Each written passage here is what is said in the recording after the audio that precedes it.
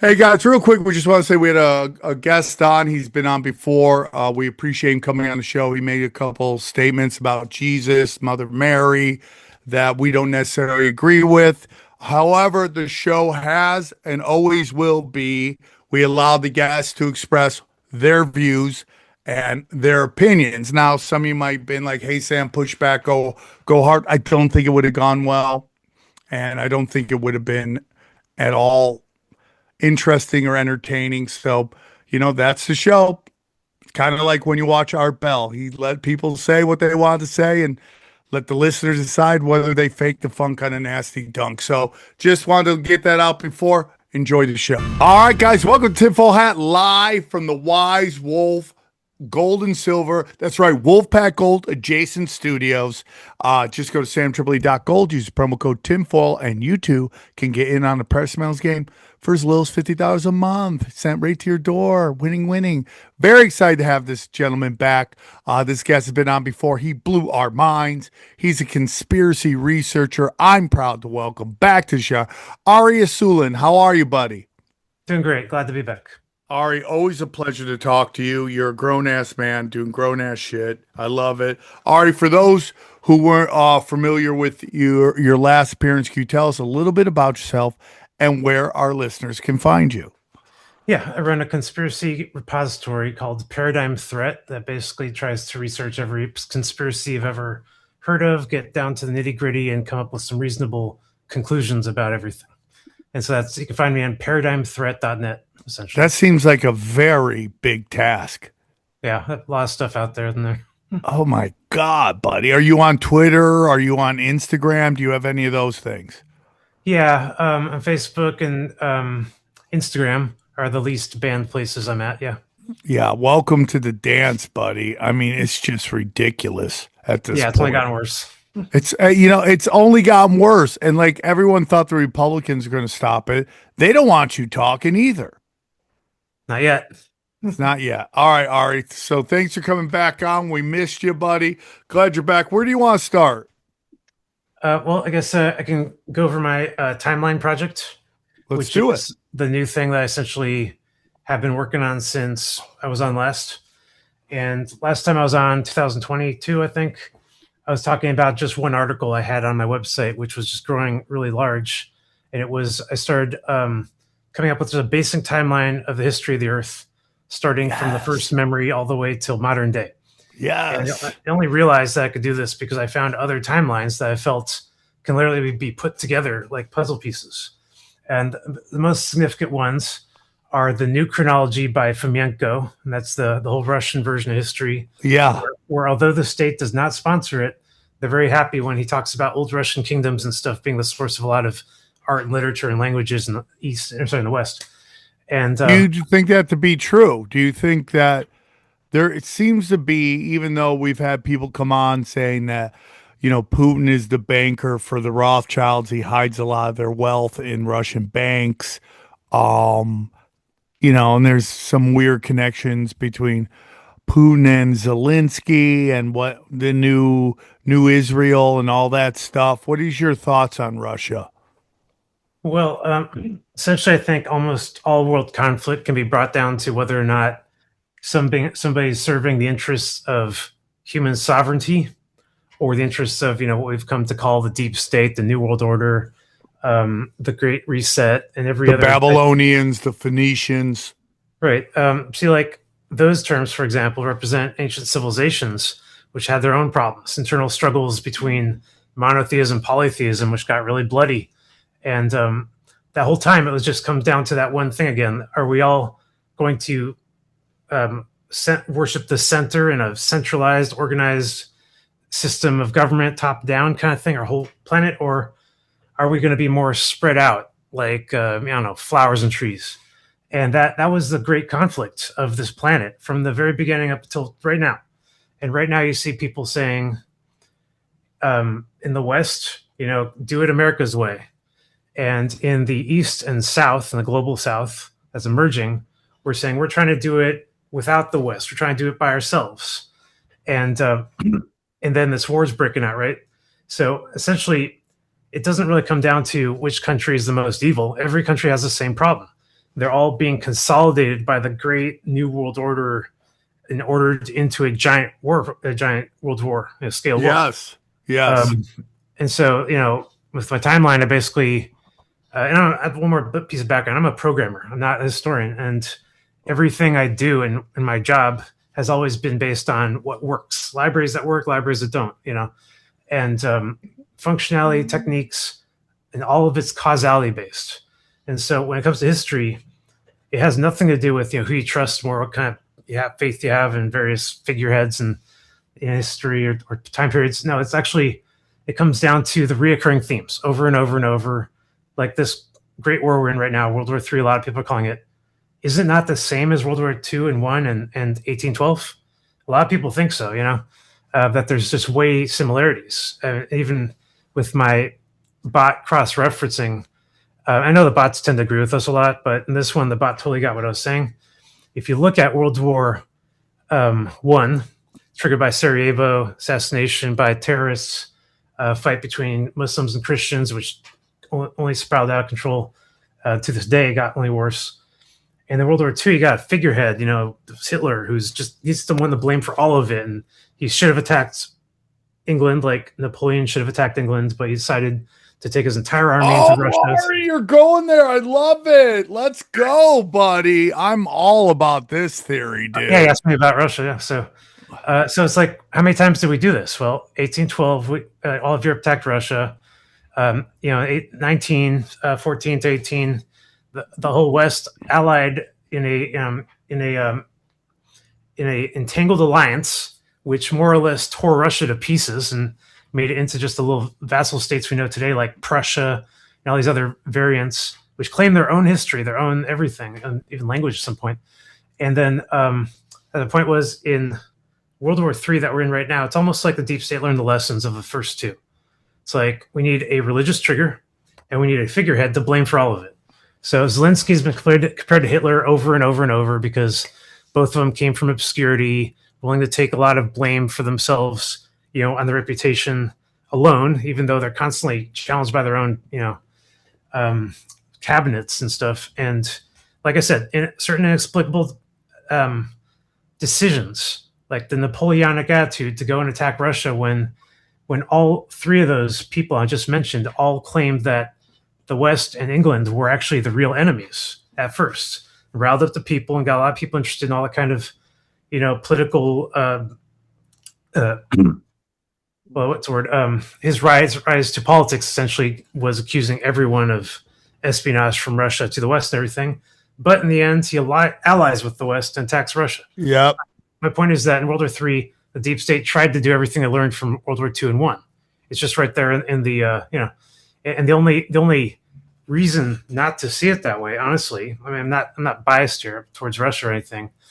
I really am not. If you want to hear certain things I feel about them, it has more to do with the fact that, they did the same thing to us in World War II. They did the same thing. We gotta go and attack Russia. And then when it was all falling apart, it's like, oh no, what do we do? Oh, well, let's just all attack Hitler, and they're just like deceived us. They turned Russia from an ally who saved all of Europe into the enemy that we have to stop at Berlin and create that wall. And at the same time, we're rescuing all those Nazis in paperclip. I mean, we had so much our hands in the outcome of World War II. It seems like not only were we not learning lessons, but we're setting up to try to repeat again sometime in the future in World War III. And here we are again. So hopefully with the timeline, I could trace this back even further, all the way to the earliest human history. And I should probably just go in order because... Yeah, let's do it. We'll sit back. I can't wait to hear what you've learned. Yeah, I'm going to totally shift now. I'm going to try share. Let's see if that works here. So yeah, the timeline project, it kind of skyrocketed because I got now the use of AI, agentic development, even image generation. And because of that, I was able to do a lot of cross-referencing deep investigations. And how that works is I download a bunch of books online, sometimes other languages like Russian, Bulgarian. I have the bot go through it, make an index summary, and then I tell it to cross-reference with themes I'm already looking for. Like, what did they believe about Marxism and Bulgaria, post-revolution, stuff like that. and get a really clear understanding and write up from the bot, which I then use to cross-reference other articles. Over time, I realized that I can turn this from a hobby into a professional project. And so I started looking into developing the website itself. What you see here is the timeline software. And just to give you a little clue of what's inside, there's like a planet sim. So it's kind of, impressive even to me, because I was able to basically tell this thing to do the sim, and it did. Now, it would have taken me maybe a year to build this on my own. So for those who are listening at home, you have two things on the screen. You have something on the right that looks like a bunch of worlds or planets, and they're all connecting and maybe about to eat each other. I don't know. You'll describe that. And Sure. then on the left, you have a yellow dot, and it says Saturn, and then a bunch of little dots revolving around it. Like, how would you describe those dots, Johnny? What would you say they're like? Sporadic star system almost? Space debris, maybe. Space debris. Okay, so I just wanted to set the picture for those who are listening at home. Oh yeah, and I'll do a little more description. So this is, you can see down there in the left bottom left corner, it says 4500 BCE. So this is an arbitrary date before creation. And creation date is set by different civilizations at different times. But I cross-referenced several authors who actually listed some real dates. And so I cite those authors for my timeline. On the very bottom of the screen, you see a little slider here. So I can move it from the left over to, say, 3,500 BC. So I'm just moved 1,000 years ahead. And you see, and on the left, the sim changed completely. Now you see a bunch of planets in a line. And this is called the so-called collinear configuration of the Golden Age. So I'm just going to show it real fast and describe it, and then I'm going to go back to the actual timeline to. Are these in years? Yeah. Okay. So if I hit play here, you can see that actually simulates.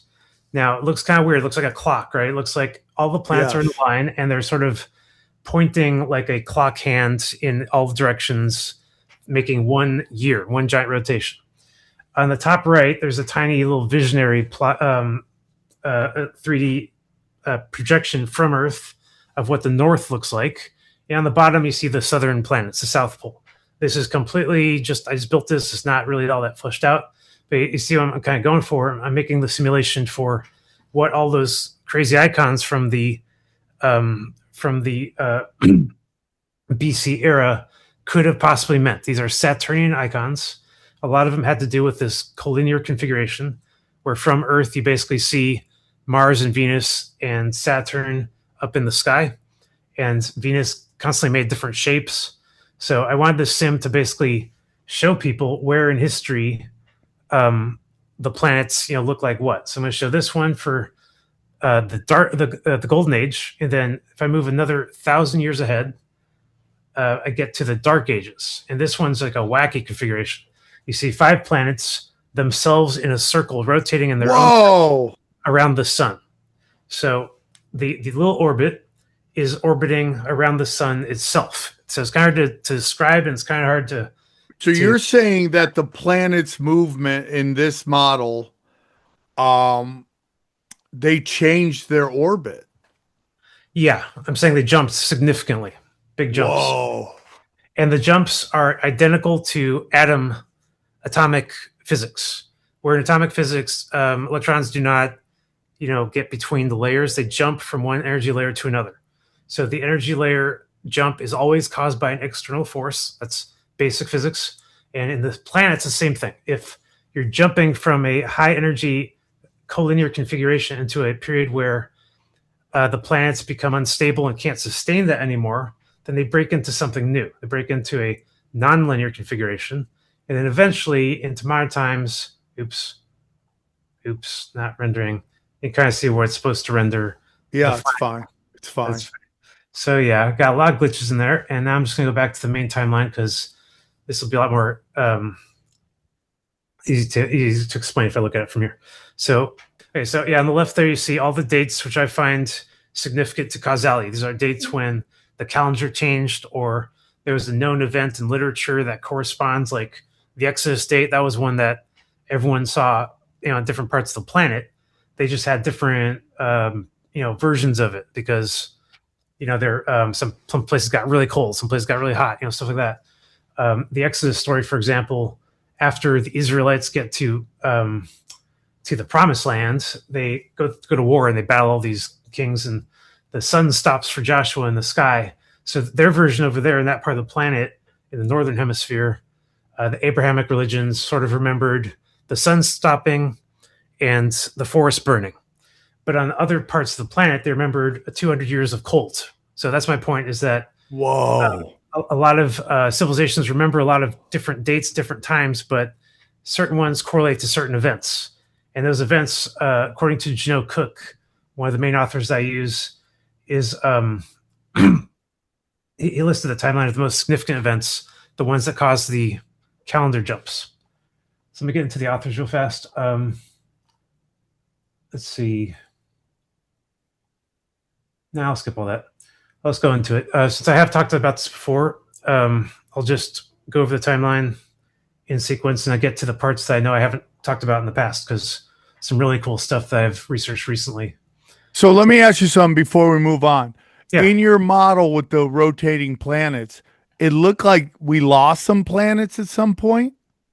Oh yeah, totally. And did they come back? Well, they're all. We never lost them from the orbit of our solar system. All the 9 planets we know today were all somewhat involved in the very first creation. They weren't able to escape or anything like that. So the point is that the very first planets were formed out of one body, and that body was Proto-Saturn. And Proto-Saturn was a brown dwarf floating in the solar system that that's what I was looking for. I was trying to find the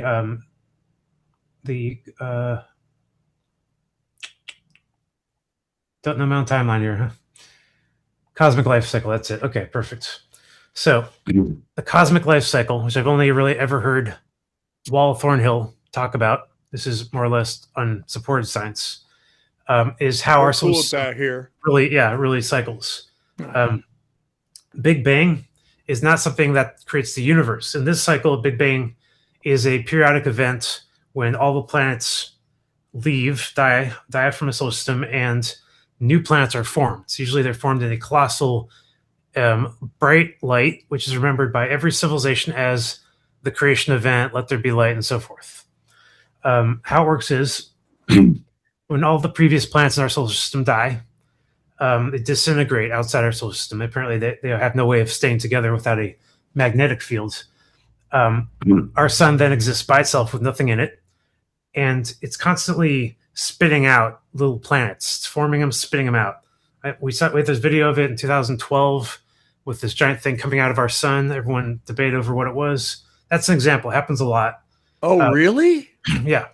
Walt Thornhill talks about the exact physics of it. A sun is hollow. Surprise, surprise. The inside is dark. Not much light there. The heavy materials all form on the surface. That's where we see the light forming, the heat coming out. The surface is considerably hotter than the inside. That's why the inside is dark. That's why the sunspots are dark. And essentially, as all the heavy elements fuse from lighter elements, fall to the center of the sun, they combine into material. They get baked big time, and they become hollow, too big, and start forming their own magnetic fields. At which point, they're not compatible in the sun, in the positively charged sun environment, and the sun spits it out. And it erupts out in a very violent form. There's an umbilical and everything. Like I said, a lot of people dispute this, but if you just watch the video, and I have it on here, I'm not going to bother finding it, you'll see what I mean. It's just really obvious that's what's happening. Planets being born. Now, it flies into the outer solar system. It usually does not survive. It has to be captured by another body. That's how everything works. Everything needs a magnetic field or it falls apart. It's not like Star Trek where you can, fly a spaceship into outer space or anything like that. And so planet Earth did find a host. It found Saturn, brown dwarf, and went right into it, impregnated it. Brown dwarf Saturn instantly began to change. Now it had a host body inside of it, and it was a host. The body inside is growing. It was growing. Obviously, you can see the parallel with nature here, right? And it changed. Suddenly, with Saturn's changing, it would become magnetically attracted to the sun that originally, sent the seed out. And it sounds romantic and everything, but actually, there's nothing else in the vicinity to pull. At this. So sun got its swerve on. Is that what you're saying? Absolutely. Essentially, brown dwarf goes, spirals, and hits. This period, the before time, there is no way to tell time. There's records of this time all over the earth. The biggest one are petroglyphs, which are things carved into rock. You might be surprised if I tell you that most petroglyphs ever found were south-facing. Does that sound like that is believable, or does that sound crazy that they're all south-facing? A lot of people crazy. Pick up on this in their own research over time, and a lot of it, History Channel even, sort of realized a lot of this stuff early, and they made their Ancient Aliens show specifically for this reason, because if you look at a lot of these things, you really got to scratch their head. What was everybody in the southern hemisphere, the whole hemisphere, looking at the south that was so huge that they created so many different shapes from it? And the answer is essentially looking at Pratt's columns. Anthony Pratt shows up and compares in 2001 and compares the petroglyphs directly to plasma charges in laboratories and says these are plasma charges, regardless of why they were seen. He has no idea. He'd never subscribed to Saturnian cosmology, as far as I know.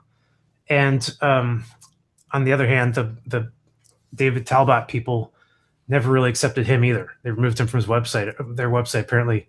And I actually found that the websites that do mention Anthony Pratt have removed links to their own pages.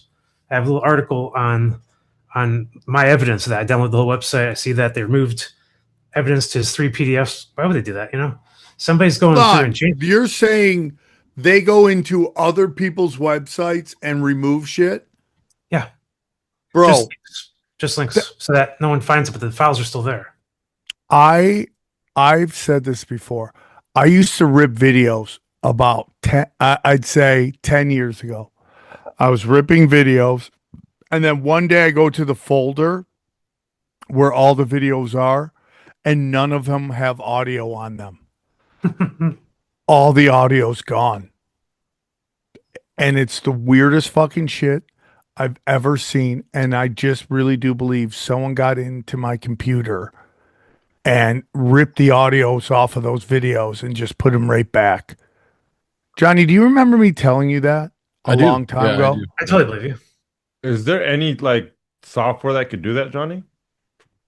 It's funny thinking, because they'd have to take the file and then reprocess it with the audio removed, and then export that without. It's such a bizarre thing. They'd have to hide the file edit dates to make it look like it wasn't just modified. It's possible. Certainly, anything's possible. Yeah. Two things on that. I remember just being shocked one day when this guy in California told me, it was like, I forget what his job was in government. He told me that Wi-Fi signals, they have the backdoors to get through anyone's Wi-Fi anywhere in the world. Yeah.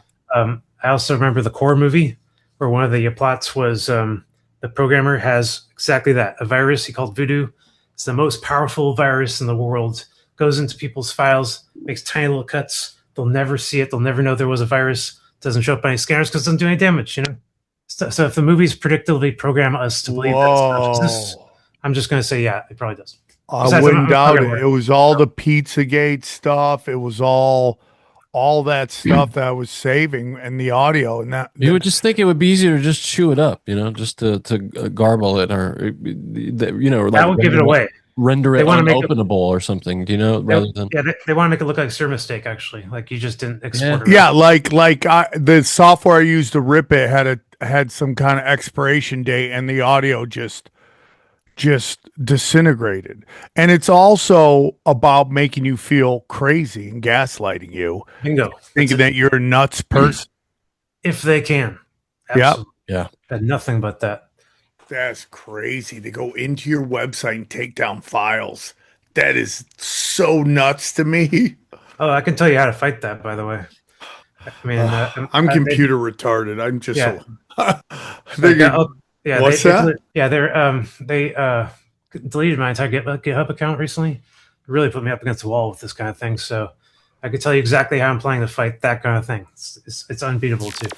Guys, I'm telling you, you got to watch these crypto markets. There's real space to make some money. And if you're looking to figure out what to buy, there's no better place to go than our good friends, James McMahon and Copy My Crypto. Let me tell you about Copy My Crypto. Does it piss you off to watch crypto fly up in price for over a decade and you still done nothing about it? Yeah, it makes sense. Crypto is complicated and really boring. But here's the good news. You don't need to know a thing about crypto or to make money like so many have. The copymycrypto.com membership site shows you the exact cryptos that YouTuber James McMahon personally owns, which means you just copy him. It's like having a big brother who knows what he's doing. You don't need to know a thing about crypto or how to invest. You just simply copy along. So let me tell you about James, okay? He runs Crypto with James YouTube channel, which has like 100,000 followers on it, like subscribers. It's unbelievable. In the summer of 2020, he told his viewers to buy 26 cryptos. Had you put in $100 in each one,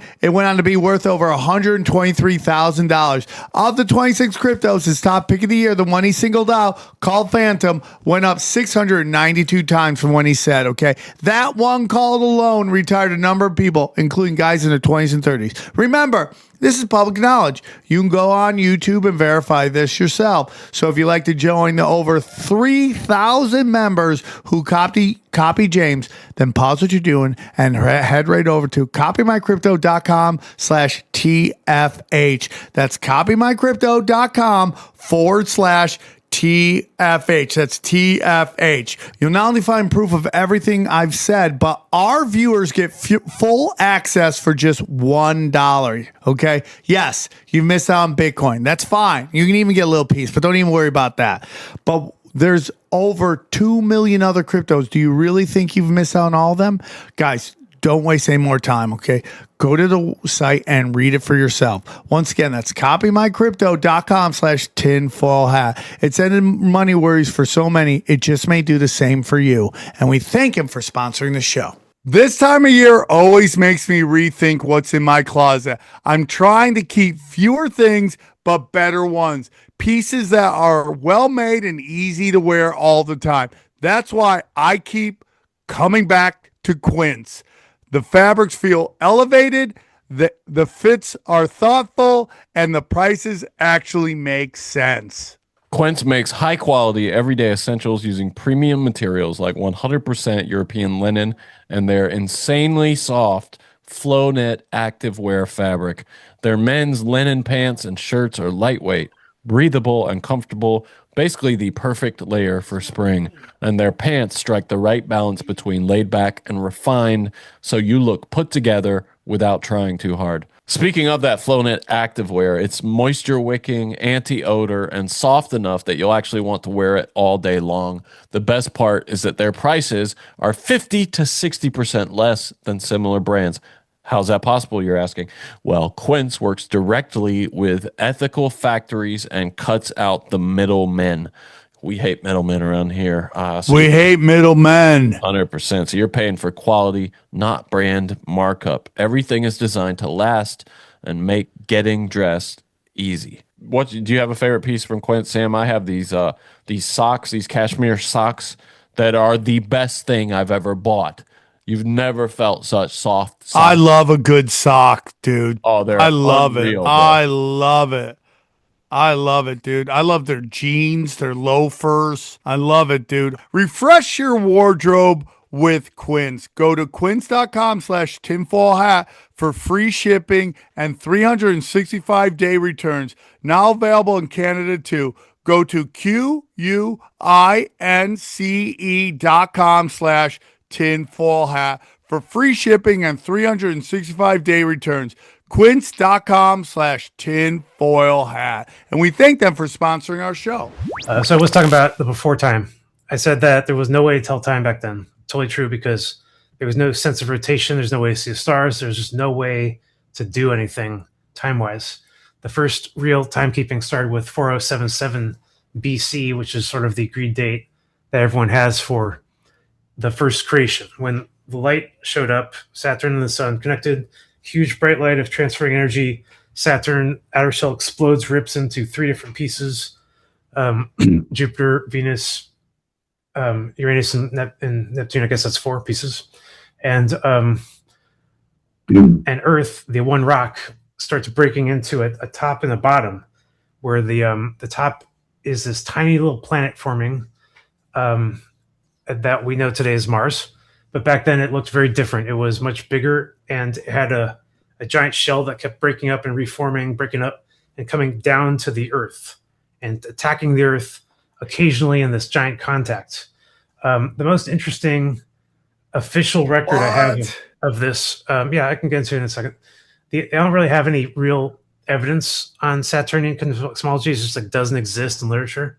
But there is one quote that's just amazing. If you look at Plato's quote about Atlantis, I mean, he basically describes to a T Saturn cosmology. He has this whole thing about how the location being described could not possibly have been a location on Earth. That it was essentially, let me find out what I'm talking.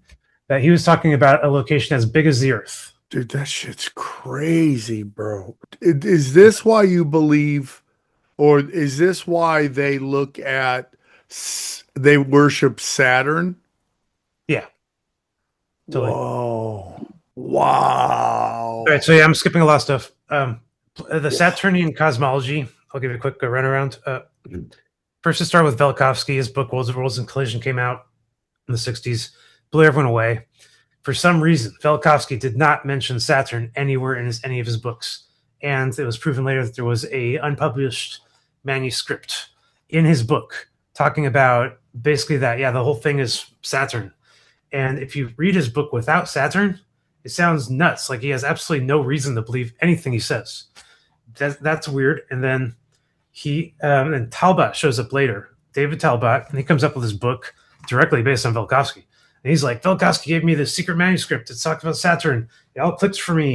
And he talks about his life and everything and how he's the one who realized the Saturn theory. And he wrote the book, The Saturn Myth. That's Talbot. And then for some reason, the Thunderbolts project, the entire project, goes and they ban anyone that talks about anything related to Velikovsky's works, specifically in the Exodus. Anything about Venus passing over, and maybe Venus was what the Exodus story was about with the plagues and stuff. This is the weirdest part about this whole story, is that there's a divide and conquer between Velikovsky and Talbot, between two concepts that are both in Saturnian cosmology. And there's no one out there you can just grab their book to understand all of this. I've been putting it together because all I'm dealing with is controlled opposition, every single one of them. Velikovsky wasn't allowed to talk about Saturn because he's Jewish and he doesn't want to piss off his friends. Talbot, he was allowed to talk about Saturn, but he was not allowed to piece the whole thing together. So his whole story has to be portrayed as sort of like, I want to believe. You know, you can watch his videos. They're very hard to find. They're very convincing. But it's a frustrating thing that I could not find any literature on this concept that's so convincing until I found Plato. And only took me a while because I found his original description of Atlantis wasn't even the right one. I had to look at the official original text. Sometimes you got to do that. I got to go download the original source, just look. And it's like, this is totally different. I got it's kind of the author's interpretation or something. And he's just talking about stuff that, you know, like the ships, there was traverse between these locations and the ships were not going there yet. And it's larger than Libya and Asia combined. So Plato's description is actually something I could point to. If this guy really existed and he really remembers a time when Atlantis really existed up in the sky, and you had to go through there through some kind of Bifrost or Rainbow Bridge or whatever mythology you choose to reference here. In Egyptian, it was the boat of Ra, but they all have the same thing, some kind of, you know, transversing, you know, plane. So that transversing is essentially between all of the planets. You had the Bifrost, right, in Norse mythology, or Birkeland currents. That's a scientific term. Birkeland currents. Your volume changed again. Okay, I think you're good, I think. Well, it's just a different microphone. Does this sound okay to you? Yeah, it's okay. It's a little tinny. We'll just keep going. So I Okay. was saying, in the Golden Age, essentially in the collinear configuration of planets, the planets were all forced together because the energy flowing through them was so tremendous. It was like forcing them from leaving orbit. It was sucking them into a gravity line, essentially. So this energy passed through them was, you could call it quantum energy, because all energy is quantum, actually. That's just how it works. That's how Maxwell explained it, with an ether, by the way. Maxwell's ether has never been disproven, and it was something they believed in through ancient times. So what we're really talking about here is quantum teleportation. Given the right type of structure, Stonehenge or whatnot, you could actually survive transportation from one end to the other. In modern times, we have projects like CERN, which are operating in the exact same way, unless you really think it's a particle collider. I don't. All that energy, you pull it all together in one location, you basically get a quantum tunnel from that location to wherever it flows to, the nearest location. And this is also demonstrated in the Philadelphia project. Essentially, you are in both locations at once, and you can traverse this like walking through a door. It's really amazing stuff.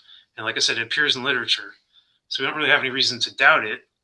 And they might even be experimenting it with in modern times. I mean, I did some research into CERN, and there's at least one quote by the director of CERN who said, "We do believe that something can go through our CERN machine like a portal," and he used that kind of terminology. "And we also believe something can come back through it." Oh, you God, what are they doing? Yeah, he said that, and then he was asked about a year later, and he said, "Oh, that was only theoretical. So with the wind, it's gone." But the point is that, I pulled these citations in this investigation because he did say that. It's remarkable, but he did say that. Just like it's remarkable that, they had those ridiculous CERN ceremonies. So anyway, my point was about the Bifrost, the quantum tunnel. It's really amazing stuff, but that's how they traversed from plane to plane back then. They didn't really need any technology, and Atlantis wasn't a high technology place. It was very advanced, but advanced only in the sense that things were evolving very fast. Knowledge and intellect, of course, but if you understand the limits of human knowledge and intellect, you understand they reached it right away. Another remarkable thing in Plato's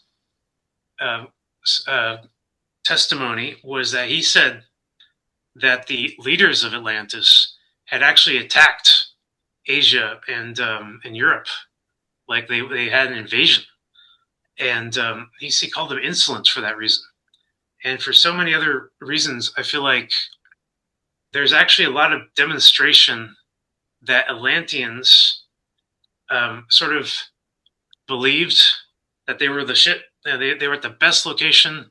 Their emeralds were growing all around them just naturally, and all this high technology was available, storing knowledge in crystals and portraying yourself as deities to the much lesser ignorant forms and promising them gifts. Yeah, it sounds like Wizard of Oz, right? That's exactly, that's exactly what that play is based on, with the Rainbow Bridge and all that, teleportation. It's all in that play. You're saying that Wizard of Oz based on Atlantis? Yeah, absolutely. Damn. And the winged monkeys are actually something that reappears over and over in New World Order mythology. Like in the early Martian chronicles, like H.G. Wells, the leaders of Mars all had wings. They're just humanoids with wings.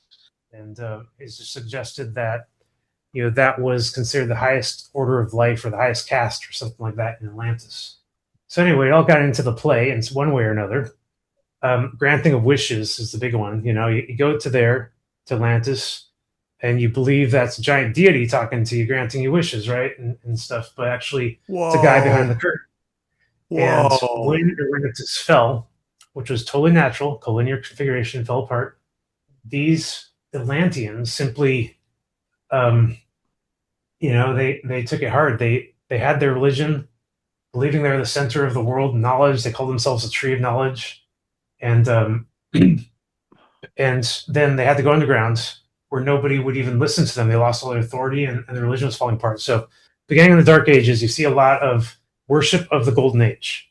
What we saw in the Golden Age, we saw a big ball in the sky, right? Saturn, a big ball in the sky. So people remembered Baal, and they all worshipped Baal. They also remember the word Hall, which is what it looked like when that ball came down to Earth. And all these weird occult ceremonies like ballerina and stuff are all named after Baal, and we don't know why. And in modern times, we all assume that it ends in Babylon, in those Babylon literatures where they're so evil and wicked, according to who, right? The Abrahamic perspective. But before Babylon, where things were actually a lot better, people actually regarded Baal as just the god in heaven, the one that you should worship. And why was it called Baal? Because people basically didn't have any vocabulary back then. Couldn't pronounce very difficult words. They were mostly motioning to each other and gesturing. The very first languages were starting to be formed back then. And they were being like, no one could agree on languages. It's very hard to agree. So these Atlanteans, they were sort of imposing language on people. They're saying, we know the holy languages. We got them from God directly. And what are they talking about? Well, if you look at Hebrew letters, you look at Greek Cyrillic, you'll find that a lot of their forms are like wavy and stuff. Arabic, I should say, not Cyrillic, Arabic. It's possible that they saw these forms up in the heavens. Hold on. So are you saying that Mars was Atlantis? Sorry, say it. Are you saying that Mars was Atlantis? Yeah, North Pole Mars. Yeah, absolutely. Oh, is there a South Pole Mars? Yeah, Jotunheim, like Norse mythology, had giants. It was very cold. And there's two Mars? No, it's just in Norse mythology. Mythology, okay, I know what you're saying. The top of Mars versus the lower end of Mars. Right. It's realms. So back then you couldn't even see the whole planet. You just saw the realm. It was like being a giant fishbowl. Everything was in the mirror was much further away than it looked. I guess the opposite of it's fishbowl. Holy shit! Yeah, mind blowing stuff, right? I guess I am skipping a lot of stuff, but it's because I have mentioned it in the past. Feel free to go to my website to go in detail about this stuff. By the way, let me jump ahead now. Dark Ages, like I said, a lot of Baal worship. A lot of people remembering the Golden Age and saying, why is death here? We don't know anything about this death suddenly, and disease and hunger. These things did not exist in the Golden Age. There's just too much energy constantly flowing that people didn't need them. I'm going to talk about the golems really fast because I find that amazing. The first life forms did not form, jumping in and out here, did not form in the north. They formed in the south. Those plasmoid columns I mentioned. The first man figure actually formed a figure that looked like a man. The Mercury, Neptune, and Uranus. You can understand why Uranus is called that now because it's at the ends, right?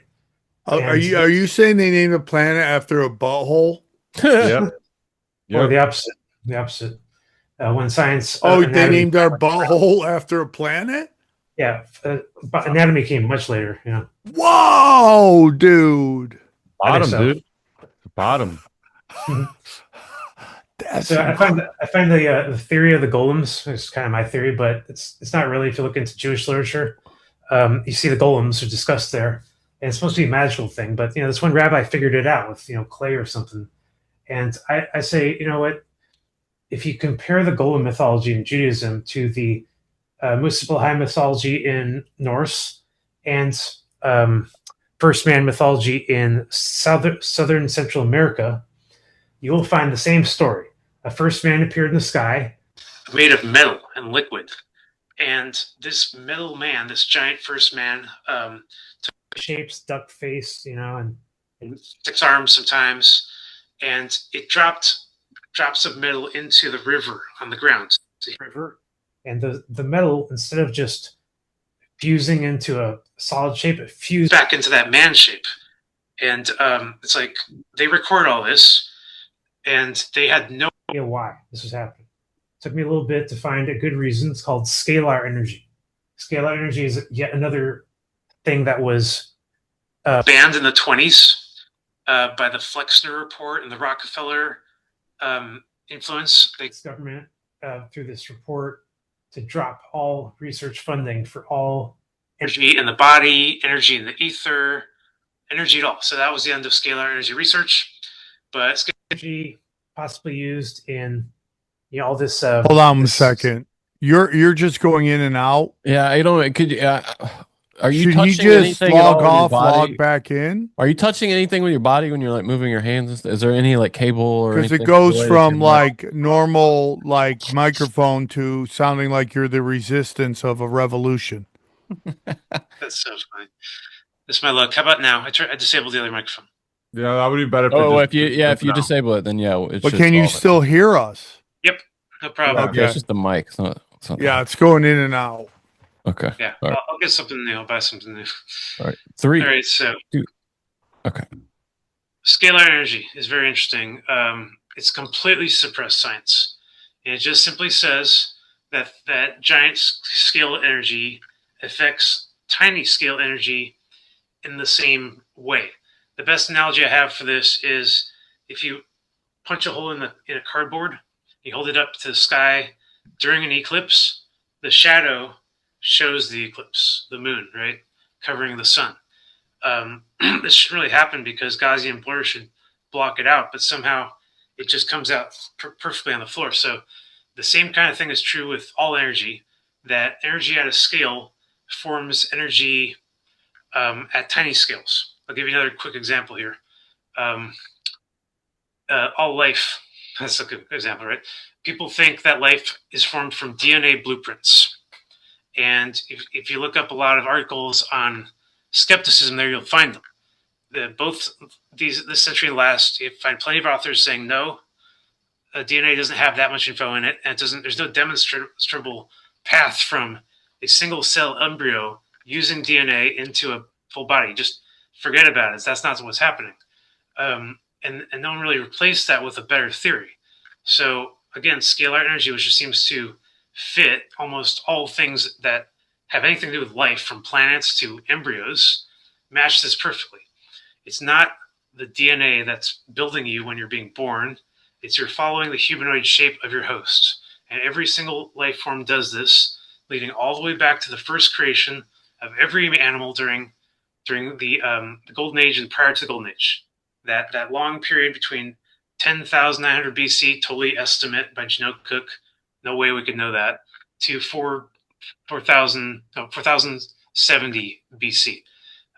Just to give you a scale of time, very long, very dim period with the bright 3 plasmoids in the south forming life. So it formed the first man because it made the first man shape, and it created the scalar energy of the first man on the ground, and energy flowed into those first men, and they stood up, and they were the first golems. It took a long time to form organs. The first what? Golems. Golems. What's a golem? Golem is the Jewish literature term for a creature that's artificially created, where you take matter and clay and you put a soul into it, and now it's a being. So I'm using the term from literature that they used. It's the only term I have. The first golems were the ones that were spying all the first life forms. So how did they all form? Well, even Bruce Lee has a book, they probably didn't write, that talks about this, that says all of the animal forms are not just, really efficient animals, they're perfectly efficient for their environment. So it's better to just learn the most efficient things about nature rather than try to duplicate it artificially. For example, he identified 5 animals which represent the perfect fighting styles of nature. And we can't get better than those 5 animals. So we might as well not even try, just copy them. That was his whole theory. And actually, if you really look at his theory, it wasn't his at all. It's called Wuxing theory. It goes back 300 years of almost entirely women-taught martial arts in China that's been completely suppressed. And he became the legend, and they were the legends. And even some people say that Bruce Lee is a woman. So I can get into that. What? Yeah, that's the new thing these days. Taking AI and models, face models, because if there's one thing that AI knows better than anything else in the world, it's our faces.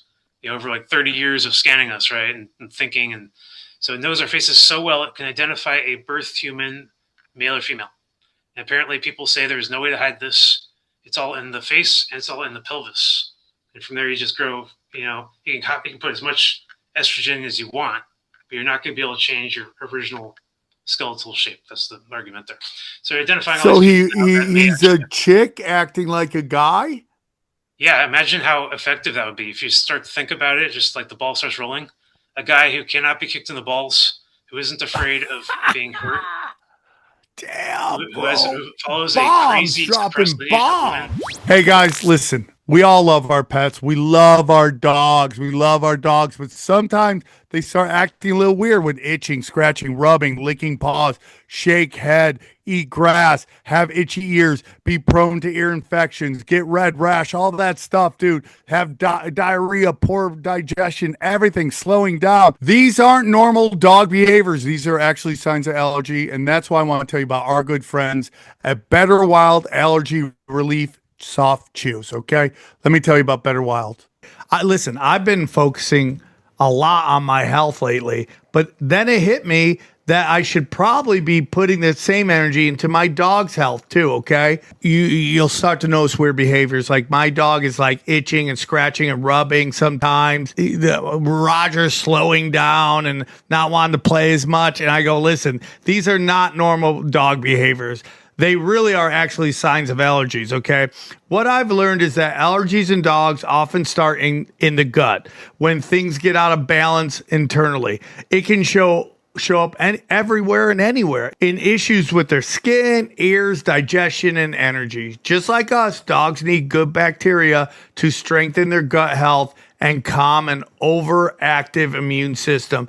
That's what led me to Better Wild Allergy Relief Soft Chews. They designed to support your pet's allergy defenses by strengthening digestion and helping restore balance from the inside.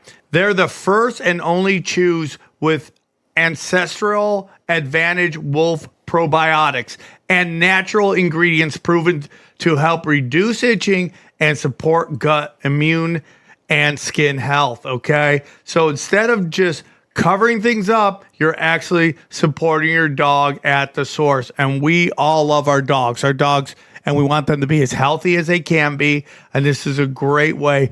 You know, dogs would eat anything. Hand them a beautiful, Better Wild chewable chew. And dude, watch this dog get better. Watch its immune system and its gut get better, because that's what Better Wild does, okay? Better Wild is committed to helping your dogs with clinically proven, veterinarian-approved solutions that you can feel great about, okay?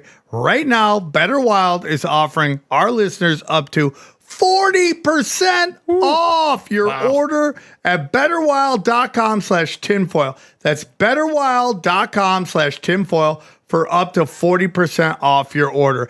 betterwild.com/tinfoil. And we thank them for sponsoring this show.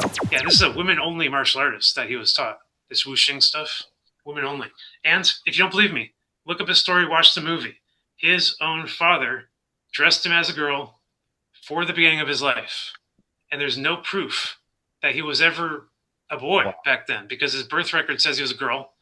And then the birth certificate that says he was a boy came from America, which probably wasn't born in America, guys. You know, it's such a thing.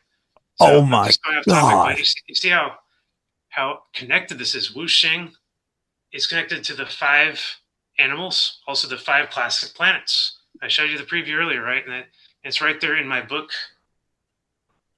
The image that I'm trying to use for my book that I'm writing for the timeline shows 5 planets in it during that collinear configuration moment.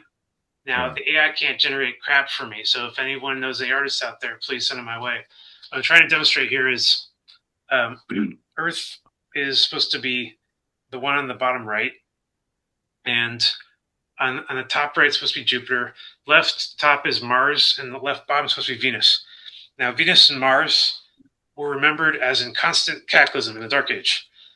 Jupiter was constantly disappearing and then showing back up and calming everything down when he showed everything up, or showed back up. He was remembered as the first king, the great king. And every rotation, he would appear in front of the sun. The sun would appear behind Jupiter, and Jupiter would glow like a burning bush. Below Jupiter would be this tremendous outpouring of plasma coma tail, which made Jupiter look like it was on a mountain.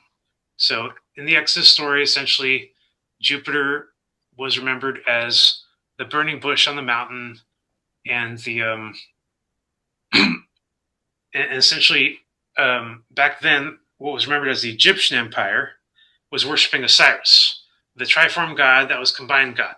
And the story of Osiris gets torn to pieces, breaks to pieces, right? So in the Exodus story, indeed, what happened was, according to Janelle Cook, Velikovsky, especially Velikovsky, his book is all about this moment.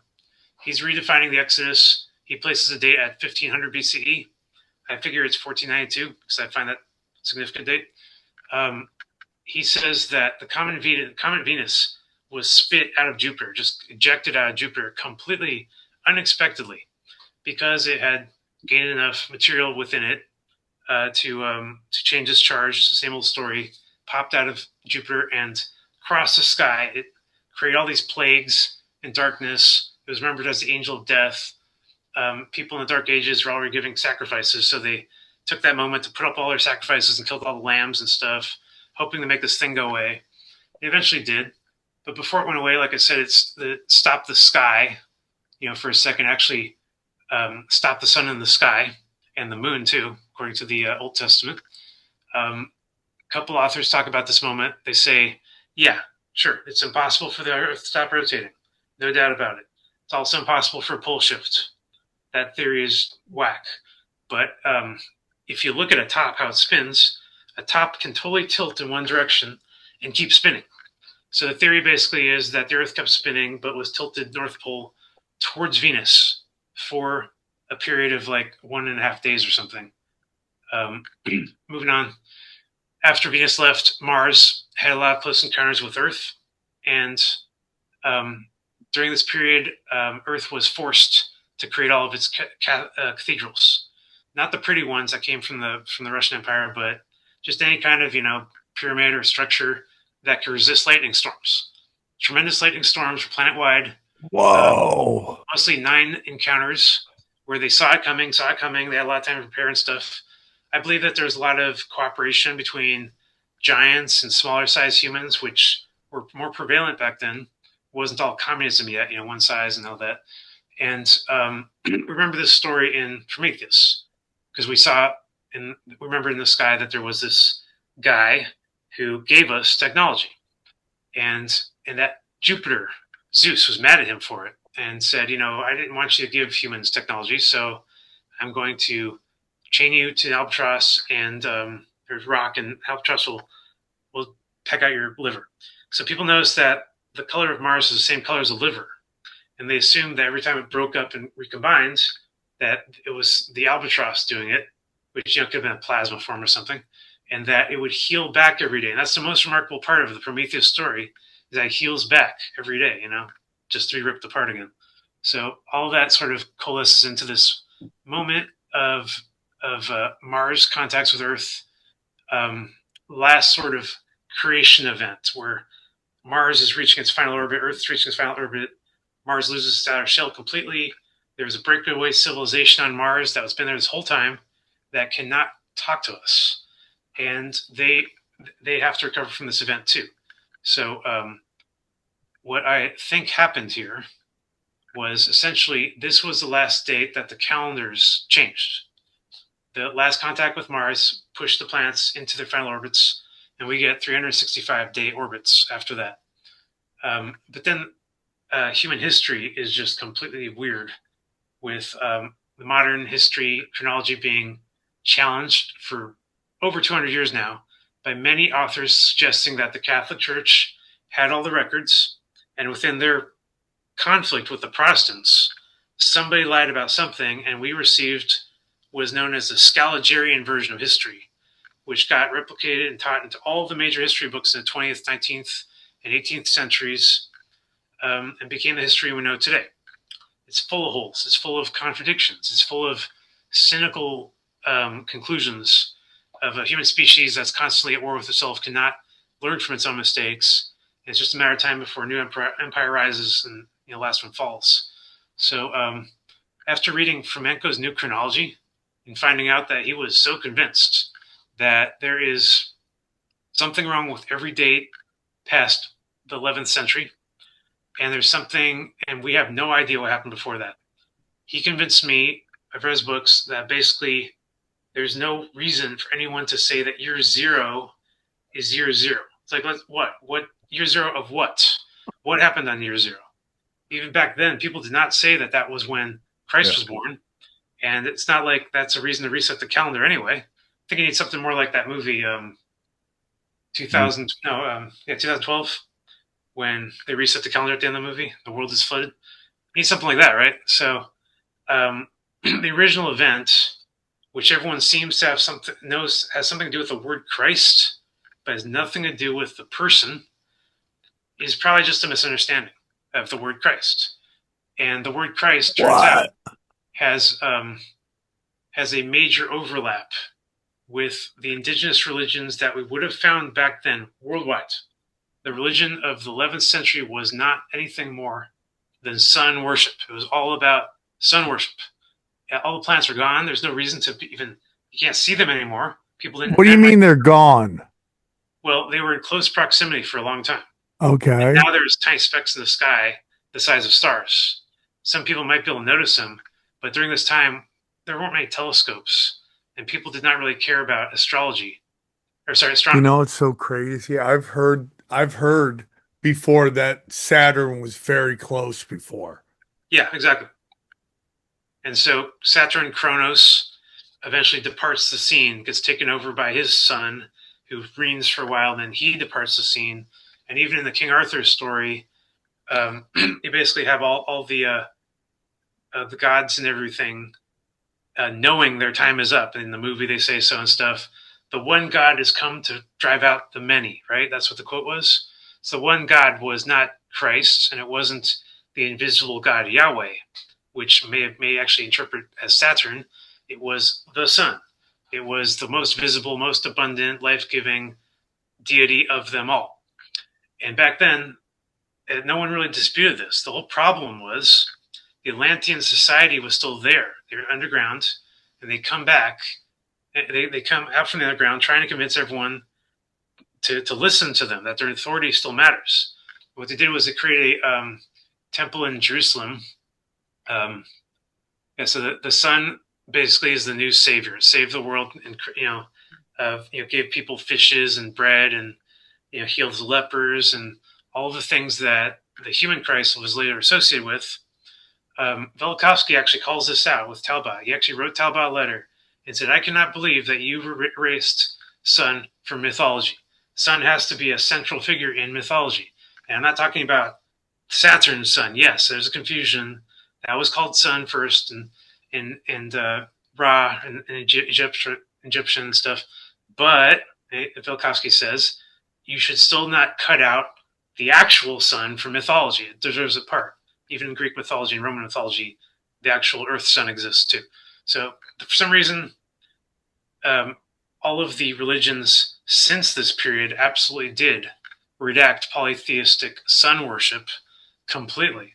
They turned into something else, Buddhism, or just Christianity, or just nothing. Like Constantine, that Pope and that place, Constantinople. Those terms did not come from anywhere. They came from a concept that the sun has always been there, that there has always been, rotating essentially for hundreds of thousands of years, or millions of years, or billions of years, and that it has never changed, and that the moon has never changed, etc.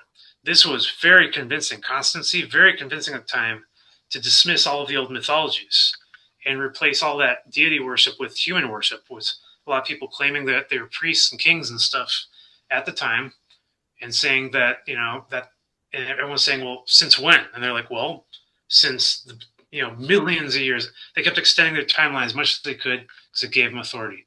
So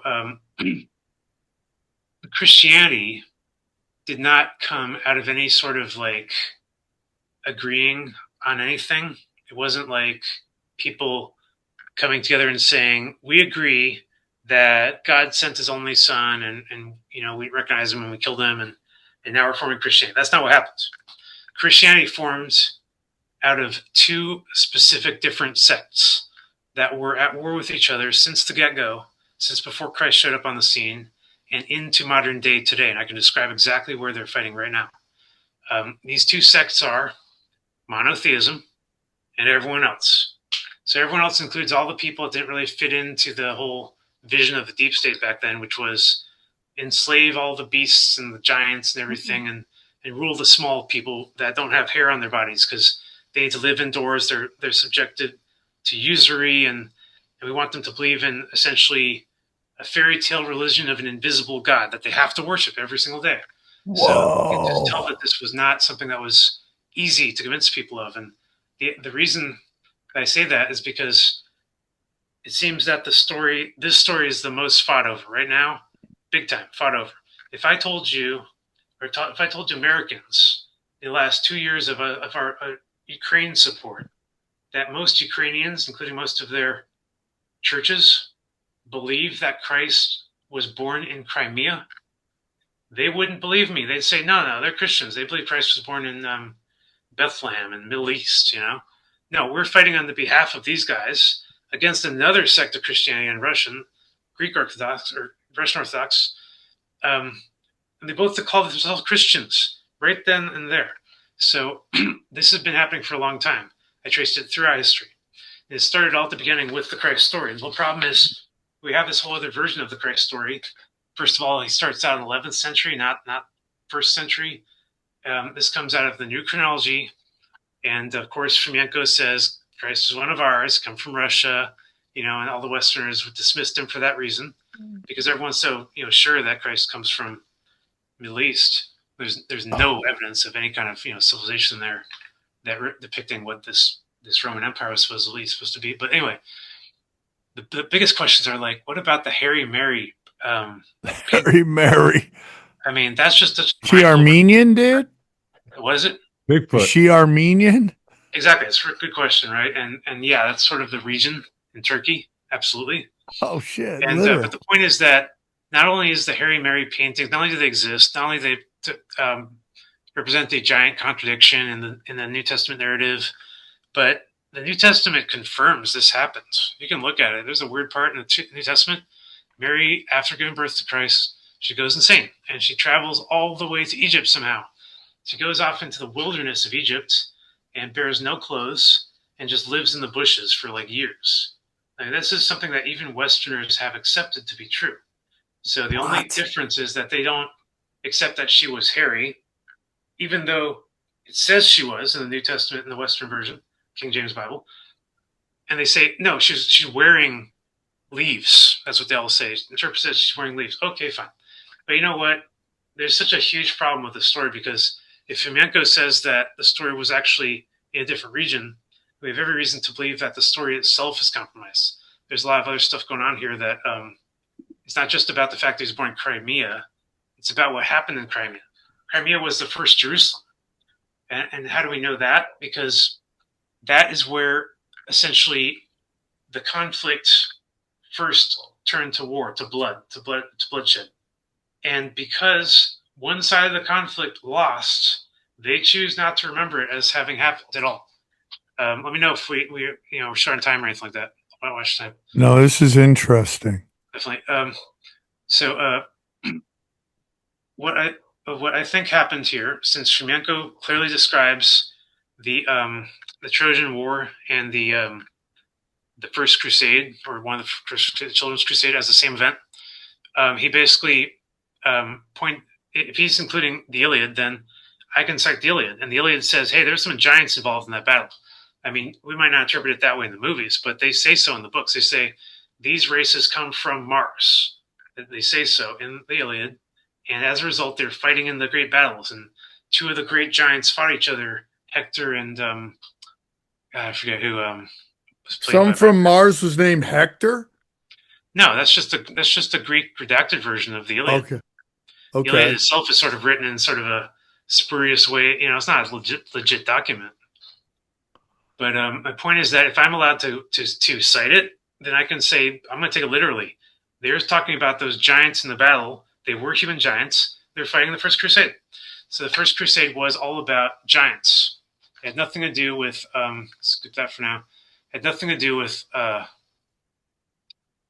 Nephilims? Are we talking Nephilims? Yes, absolutely. This is a crappy picture, but it's going to illustrate my point.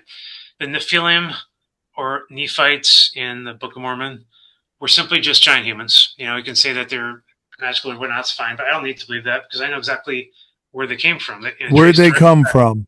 To Jotunheim. They trace back to southern hemisphere of Mars, which is littered with giants. It's the frost giants of Mars. You can read all about them in Norse mythology. If they existed there, then they were also on Earth. They're the ones that can traverse everywhere and you have the easiest time. So my point is that most of the Crusades can be seen as a fight between giants and normal humans, and not necessarily. So we're saying that giants from the southern part of Mars came here and battled humans on Earth. They didn't come from Mars, essentially. In recent times, they're a breakaway civilization that once traveled all throughout all the colonial configuration, no problem, and then at some point became broken away. So you got giants there, you got giants here, you got giants everywhere. Most of the black giants came from the south. Most of the white giants came from the north. That is not because of anything more to do with heat. It says right there in Muspelheim mythology that only people with skin that could take the heat could live in the south. So that's why Africa is mostly populated with black people. Going to the Christ story, the most interesting thing about the story is not, to me, whether or not they're giants. I don't care about that. The most interesting part is that everyone today is convinced that Christ was resurrected immediately after the crucifixion, and that they're pretty convinced that it wasn't a swooning. Like if we're going to look at this like a detective would, swooning is possible. Somebody's on a cross for 6 hours, passes out, everyone thinks he's dead, and then he recovers later. But the literature specifically says, no, the soldier poked him to make sure he was dead. And a bunch of blood came out, and a bunch of water came out too. That's what it says. So if whoever was on the cross definitely died, and then they were seen later, then how did this happen? Magic aside. I found the interesting story in Japan of the Tomb of Christ. You can look it up. Tomb of Christ is where the Japanese of this region believe that Christ actually was buried. And in their poster board, they basically explain that Christ had a brother, Izikuru, I think. And this brother essentially casually he's got a Japanese name. That's great. Who? Christ's brother? Izikuru, yeah. He's Isukiri. I always get Japanese names backwards like that. Isukiri. Okay. It's very interesting that this survives. You think that we just bomb this location out of Earth on World War II, and bomb every other region, but do you think Christ was a real person? Yeah, totally. Not magical though, and not nearly as significant as you can imagine. Let me explain why. Fired. The fact that he survived was not. This had nothing to do with. It was not anything that he did. His brother basically showed up, took the cross, and then got crucified in his name. The New Testament confirms this too. It just doesn't call him his brother. It calls him some other guy. I forget. Hold on. You're saying that Christ's brother took Christ down, and then this Japanese named brother got up there in his place and died. And the real Christ was seen immediately later by a bunch of people, all the apostles and so forth, as it's written, alive. And he was saying, I'm going to leave now and stuff. I mean, it's all true. It's just he wasn't leaving to heaven. He was leaving back home to Crimea and to Tartaria. Now, are you suggesting that this is misunderstood or that he was misleading them? Like he wanted them? Was he intending for them to take it that way? Or is it just... Yes, everything that happened is completely rational and normal that it would happen. He has had it. He saw his brother die, and he's not going to stick around. He knows that the deep state, the monotheistic empire, whatever you want to call them, I call them pyramidal empire. He knows that they're after the giants. That's what the census was. There's no reason for Mary to be traveling for a census unless she's escaping it. and she couldn't fit in a normal hotel because she was a giant. She had to go in the stable. Hold on. Wow. Mother Mary was a giant? Yeah, giant Harry Mary. That's right. Giant Harry, yeah, and Harry. Whoa. The whole point is that the Christ story is about trying to convert everyone to monotheism. Everyone, even giants. And for the most part, they're not going to be converted. They have their own Bibles and stuff. So to do this was very difficult. They had to capture a giant, which they did. Pregnant Mary was captured in Crimea by that census. If you know what a census really is, if you look up the census in the Depression era, you'll know how people regard it as a tool the government uses for population control. That's what census has always been.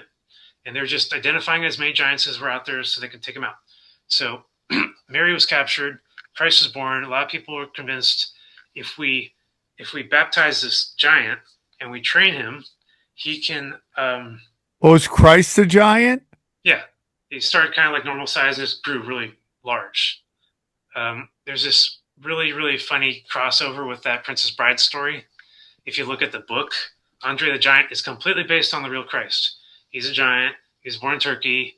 He was kicked out of Turkey when everyone thought he was too big and he was winning wrestling matches and it was unfair. So the point is that he was nobody at the time. He was kicked out because he was too big. And he, according to the Japanese version, he traveled to Japan when he was 21.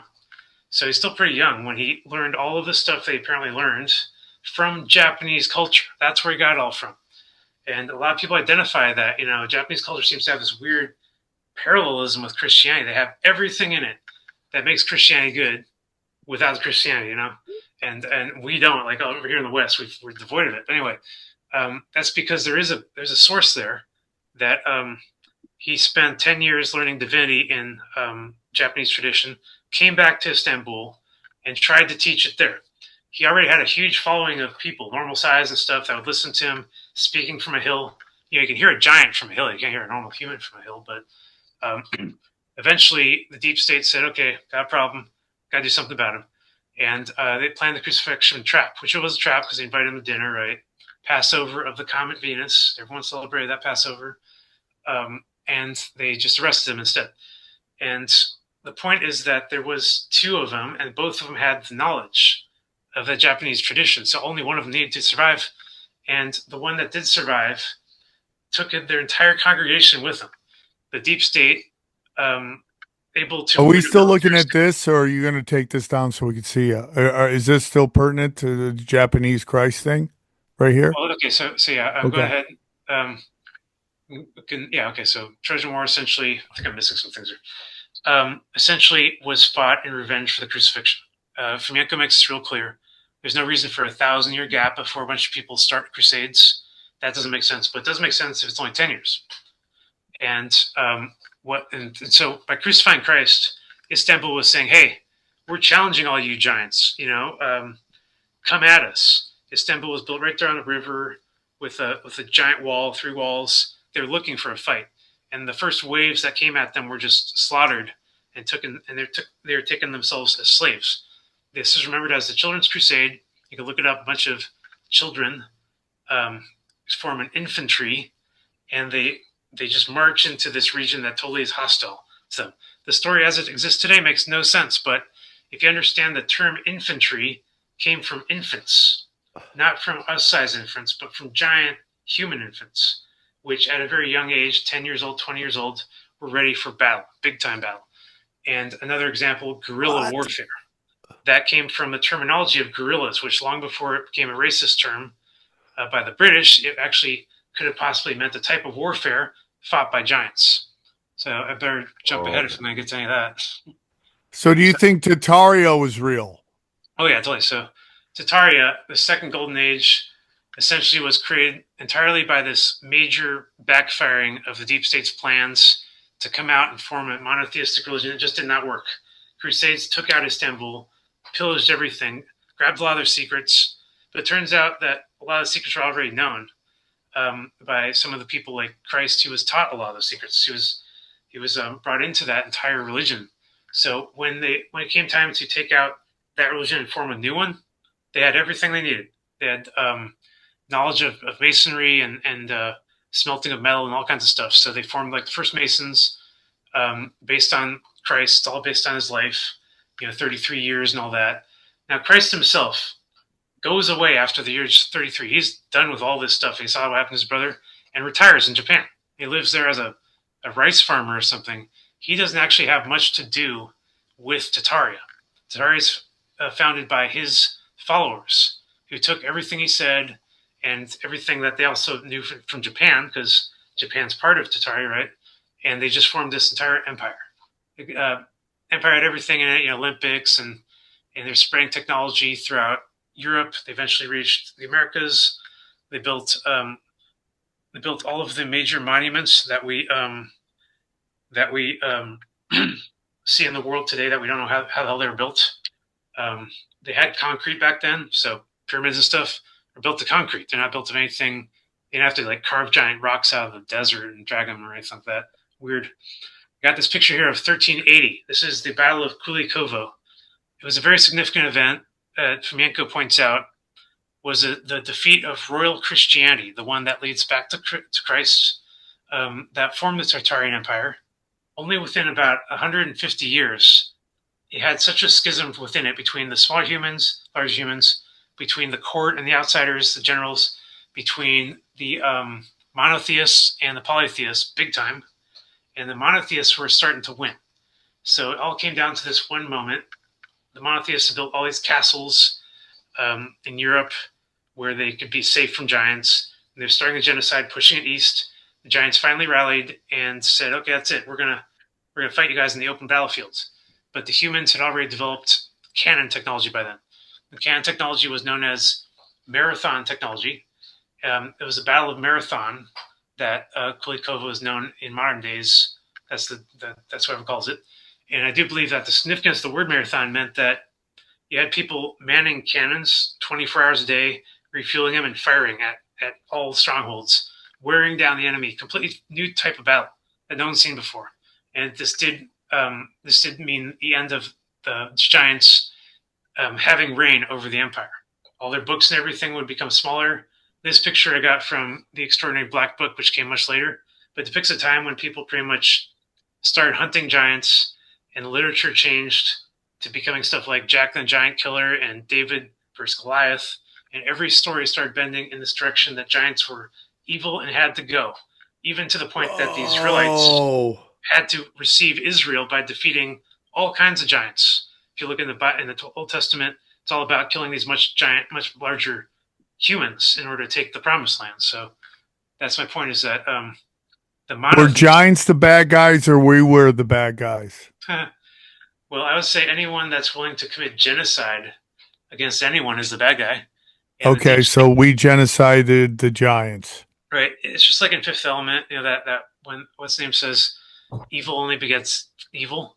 You can't wage a crusade without the bad guys benefiting, and that's exactly what happened. The deep state moves from Istanbul, which is destroyed, to the Kremlin. They create Jerusalem too in the Kremlin, and they just continue all of their plans. The giants, they basically have a cultural disconnect from the small humans, and the humans of the court are able to conspire against them. Within 3 generations, the Christ bloodline is gone and replaced by a much smaller human bloodline that most of the Russians say came from Europe. So hold on, are the giants Nephilim, or are they descendants of Christ? A lot of them were in the same bloodline as Christ, who was also a giant. And do you think Christ was a Nephilim?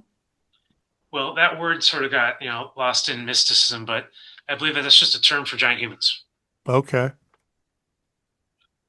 So what happens next is the empire becomes really evil. Now it can just these Ottomans, right? Because really, it's just about context. If you're committing war, if you're lying to people, then you're evil, and that's exactly what started happening. The empire, which was originally pretty good, everyone loved them, started saying new things like your Western European brothels are causing venereal disease, which is spreading back towards the trade routes and affecting the royalty, and they get all scared. So they say they okay this plan for a 1492 conquest of Europe, which is remembered as the Ottoman conquest. That's only because Atman was the Turkish leader who ran the conquest. He was still part of the Rus Horde Empire and definitely vassal to it. But there's something very interesting that happened in Istanbul to even cause this to start. And that is a completely random falling of a meteorite in Yaroslavl, which is right there next to Istanbul. Not too far away, this meteorite falls out of a fiery cloud in the sky, crashes the earth. Everyone's like, what the heck? They look at the metal and they realize that it's not really the kind of metal that they see in quarries. It probably came from a particle of Mars as Mars was blowing itself to bits, and it took forever to land, but it finally did, and it changed the game on Earth. It was redacted into all kind of mythology. I'm sure you remember in Conan, the star metal, in the cartoon and stuff, they smelt it into swords, and they can cut through everyone else's shields and everyone else's swords. This is true history. It's not mythology at all. The Ottomans only became the Ottomans because they came up with a type of metal, the bulat, blue steel of Syria, that can cut through all of the other metals at the time. And they're so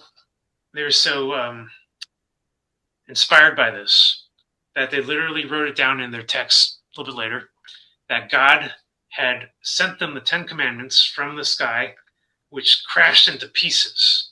Moses, Jupiter, had thrown the commandments at them in anger, and it's smashed into pieces, and they can't read it anymore. But it's holy, so they put it in the Kaab, right, in the Ark of the Holy Ark of the Covenant. They put the fragments in there. That's what we're really talking about here.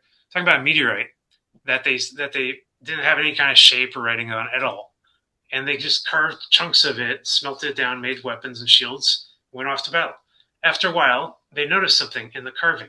As they polished it, there was strange kind of shapes inside the metal. And as you polish it more, the shape changed a little bit. It's just the internal structure of the metal as it formed. And it looked like a lot of letters. So these Ottomans started thinking that they had actually received letters from God through this Kaab stone, through this black cube. And as they carved it down into this final cube shape, they said, stop, don't carve it anymore. No more weapons, no more swords, or we're going to lose it all, And the last giant chunk of it became holy and went into the Ark of the Covenant and was carried with them in battle. Actually, Flamenco says they continued to carve it in battle. It became sort of a mobile workstation to smelt all the weapons they need for a region. It's really effective battle strategy. But anyway, eventually they carved it down to a giant cube, black cube. It became holy. And as the Ark of the Covenant became one of the lost relics, like in the movies, the British were in a position in modern times to lie completely about this, make up a whole new Kaab, that's K-A-A-B, in Saudi Arabia of all places, right there in the middle of the desert where there's no evidence of anything, and just got a bunch of Muslims to convince themselves that they had nothing to do with that Russian Empire. And leading into modern times when Muslims were radicalized enough to actually trigger that World War III strategy I was telling you about earlier. I'll try to jump ahead a little bit here. 15th century was really dark. It had that apocalyptic crusade. You can read about my theory about why I should call it apocalypse and a crusade, because I'm tracing the Crusades. The Crusades were religious strifes. And it was Russia attacking Europe every time. And after the 1492 Crusade was about a virus. The 17th century Crusade, this was the worst one of all, in my opinion. This was the one where the empire had turned fully monotheistic, and they were literally erasing all of the remnants of the old Russian Empire that were holding on to their polytheistic memory. The biggest one was the Cathars. And the Cathars were split into different groups, moved into different periods of history, and I believe this was done on purpose so that they can hide the crimes. Flamenco points to Cathars as 150 years, 300, 400 years more into the future than Wikipedia says they are, or Scalgerian says, and at the exact same time as the Khazar Empire. And he says at the exact same time that Joan of Arc was burned alive. So now we're putting these things together. The Cathars were annihilated in fire. They're destroyed with cannons.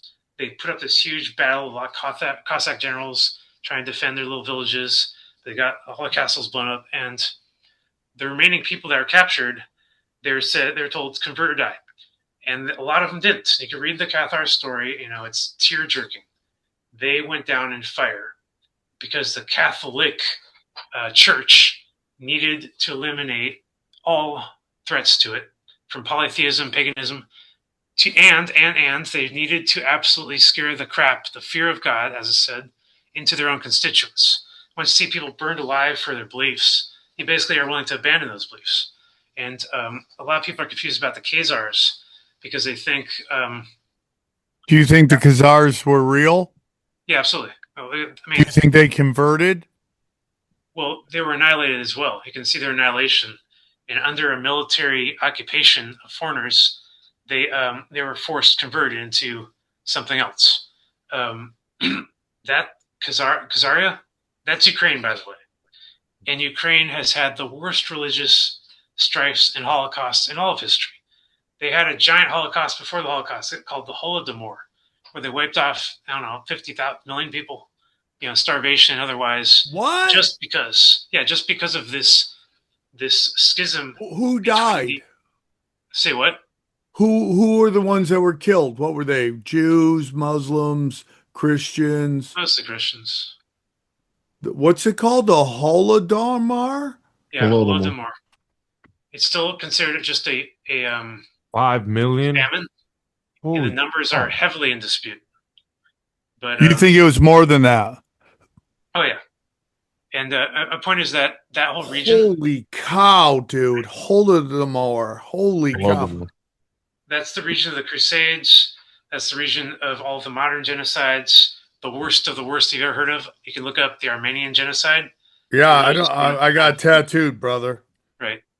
So that's my point, is that the Khazar rebellion was not really the annihilation of Jews or Christians. It was the annihilation of Jews and Christians. They were once one giant unified religion. There was no separating them at all. And the only way that they can become separate is that they were all annihilated from Western Europe all the way into Eastern Europe in this giant campaign of fire, which happened all at the same time in the same century, split into different centuries by those Scalarian authors who happen to be Catholic. So now I'm sure you're noticing that I've said the word Cath a lot, right? First you got Christ's mother, whose real name was probably Catherine, and their entire religion was based on her, not him. It was a female-centered religion, Christianity, with matriarchy in almost every empire and vassal state that had it, because women were actually better. Bro, you are going deep, man. Yeah. Damn, bro. Right. So the Catherine people, the original Christians who believed in Catherine, were Catharized, and the Khazars were also Catharized in a catastrophe. And essentially, the Catholic Church was born out of it, and nobody even knows what the hell Catholic means. And there's all kinds of different definitions for it, like Mass and stuff. So you think Mother Mary's real name was Catherine? Oh, yeah, absolutely. For a lot of reasons. And Fomenko points out that this is the case. It's not Mary. I mean, Mary is one of those weird names where it's like, if you ever went to my website, you see me talking about the Mar words, like marriage and merger and martyrdom or martyr in general.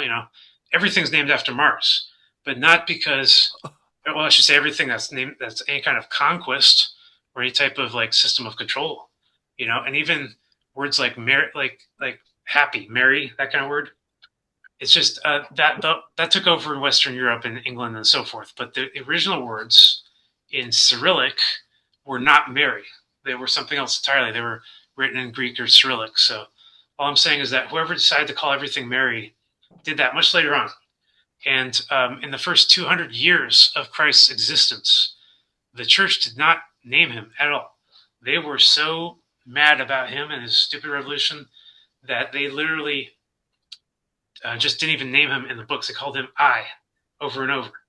And at the same time, a lot of the polytheistic sun worshippers were calling the sun I, the Lord, and we're in the year of our Lord, that kind of thing.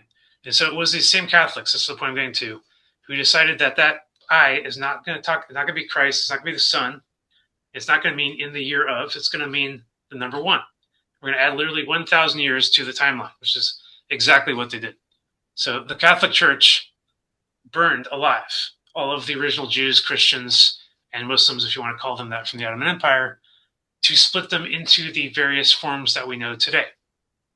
That is a big sort of realization that I've only recently come to. And it's sort of just like, it's there and no one wants to say it. No one wants to say it because it's just too much of a threat to the church. I'll give you another example. If you ever watched the movie Jacob's Ladder, there's a quote. Yeah. Basically, there's a quote from Eckhart, from Meister Eckhart, which is 12th century monk. And essentially, the quote goes, "The only thing that burns in hell is the things you won't let go of in life. And if you're clinging to this world, then it's a bunch of demons, in your own personal hell. But if you're freeing yourself, it's a bunch of angels, freeing you from your stuff." So Meister Eckhart said this, or I believe he said this, Meister Eckhart. Sorry, just trying to find it. I believe they said this, and so I tried to look up the quote. And it turns out that there was nothing in any of his sermons that ever came close to this quote. So I looked at the movie and I'm trying to figure out where the heck Reuben said this thing. And Reuben, the scriptwriter for that movie, claims that he made it up. But actually, that quote totally lines up with Tibetan mythology. That comes straight out of the Tibetan book of the Dead, that describes the bardos. And a lot of people online seem to think that Jacob's Ladder does so. But for some reason, this scriptwriter insists that this monk said it when he didn't. It's so weird. So I'm just pointing out that... What did he say again? The actual quote.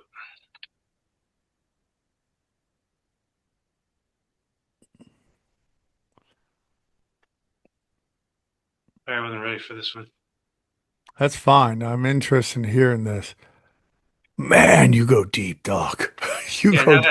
How do you talk to other people? How do you engage in conversations with normies?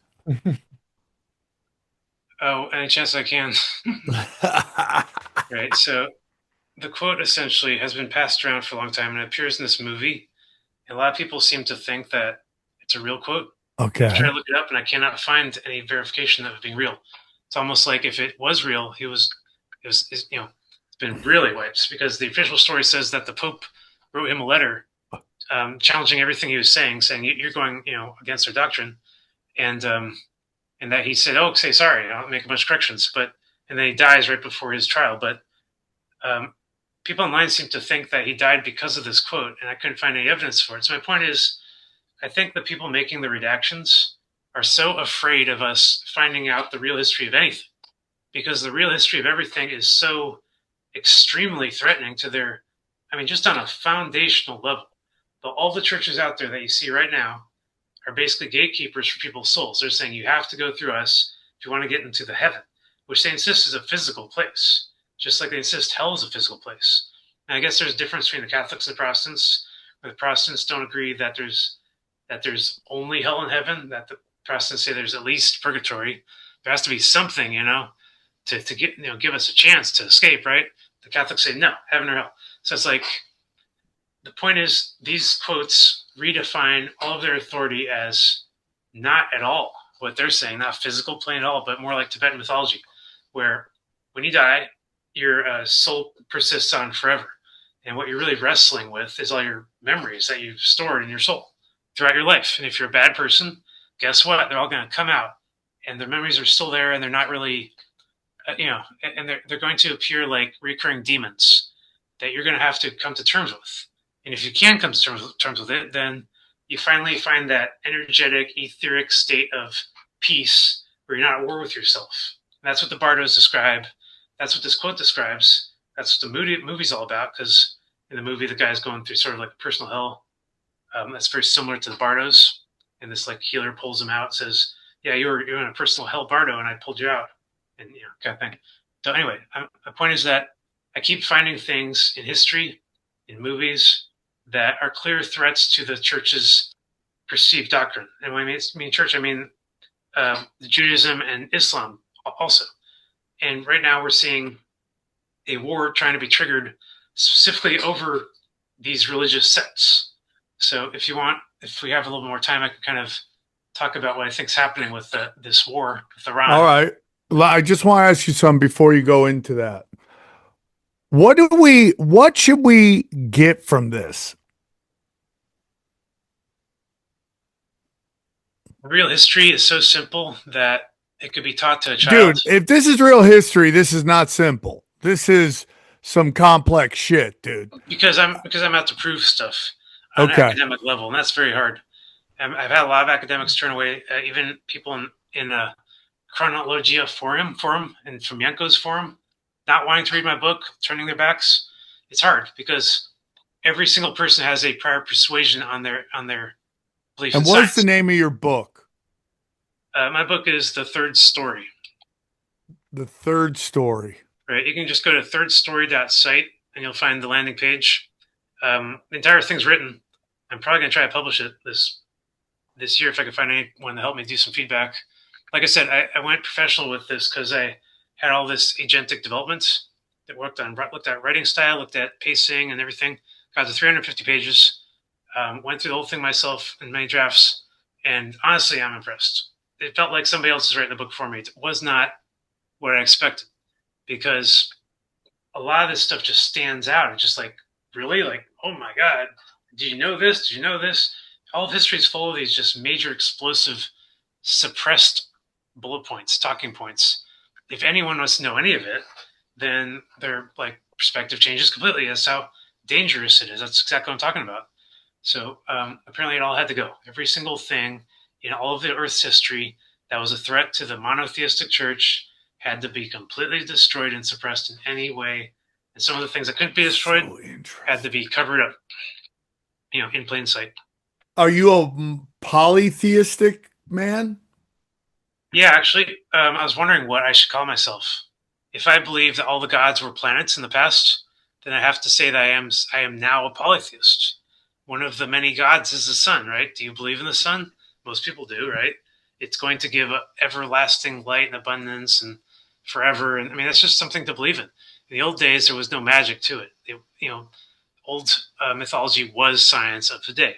And when all that science went away and we couldn't see it anymore, we formed the new science. But the new science, the only problem is in this war over suppressed information, we cut out 99% of all the story, all the sciences and everything. We're not allowed to teach anything. Maxwell's equations, I keep going back to, is just such a remarkable thing that they're able to suppress that, because every single thing that we believe since then, from Einstein and even communism and Marxism, is a belief that there's a true nothing out there, nihilism. That the universe is ever expanding, that there's nothing between planets and there's nothing between atoms. And if you really look at that, then you can see why so much eugenics and genocide rose in the 20th century, because everyone became godless. And it's not that monotheism was holding them together. It wasn't. They all lost faith in monotheism as soon as the wars broke out. So I say all this cynicism and nihilism and Marxism and communism came from agnosticism, our loss of all that knowledge. We all used to know everything. We didn't need any professionals and specialized people, and we didn't need any professors to know basic things about life, how it started. I mean, they still have tribes in Africa that teach the original stories of how life began and the circle of life that they've taught orally since life began. They're doing their jobs. We're not doing our job because we've dismissed nearly all mythology. Okay, so real quick, what do you think's happening with World War III?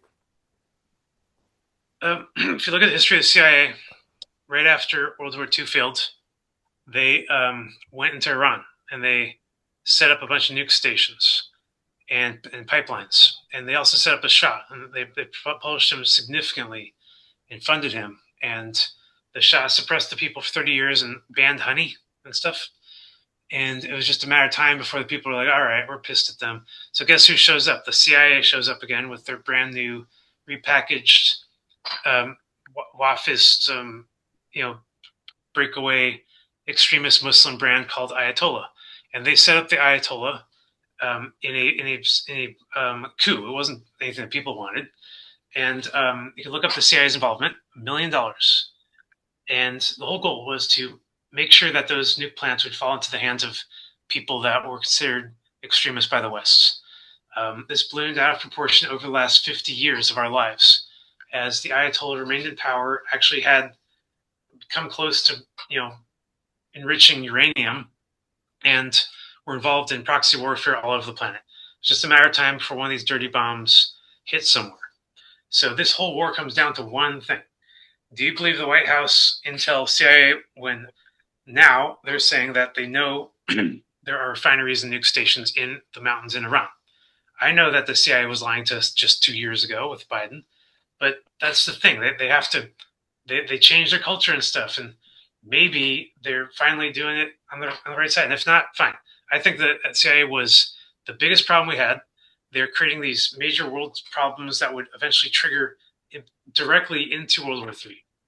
And the good actors saw it happening. There's so many good actors popped up in history, like Daniel Ellsberg, and did something about it. And I think 9/11, my big theory is that was done by good actors. That was one of the false flags that was done, not by the deep state, and completely to ruin all their plans with extremism and terrorism that would have slowly, gotten to a point that it reached America and brought us into a war that we're happening right now. But because 9/11 happened, we started the war on terror early. And the biggest thing that we did was we avoided the Holy War. There's no Holy War. And no one's even talking about Holy War. But there could have been very easily. The British, MI6, and the CIA, they set us all up for a major Holy War between Israel and Iran. And the good actors saw no choice out of this completely unwinnable situation than to snuff out the fire as quickly as possible in a way that gets us passed through the whole plan. It's unstoppable plan. Gets us through the plan, minimal casualties, and retaining the sovereignty of every country, mostly America and our sovereignty, which is exactly what they ended up doing. So if you don't see it that way, then everything. So you think that there was an attempt at a holy war, good guys circumvented it, and do you think we're getting out of it now? Yeah, I think the Ayatollah posed a way bigger threat than they appeared. They had a lot of Western backing, a lot of people in our country spending millions and millions and millions of dollars to make it look like they were actually doing a great job running their government. When they're, the 80s, the women were all liberated out in the streets, and today they're all in hijabs. And I keep reminding everyone that the Ayatollah hate women so much that they made so many statements against women in their time, saying they should stay out of public, they should stay out of public affairs, stay out of business affairs. If they want to be in business, they have to wear the hijab. I'm really liking this Ayatollah guy at this point. Those are great talking points. Everyone's wondering if America bombed, the Iranian school full of Iranian girls. They're not asking the bigger questions. Why the heck was that actually a bunker for the Revolutionary Guard? And more importantly, why are they segregating schools at all?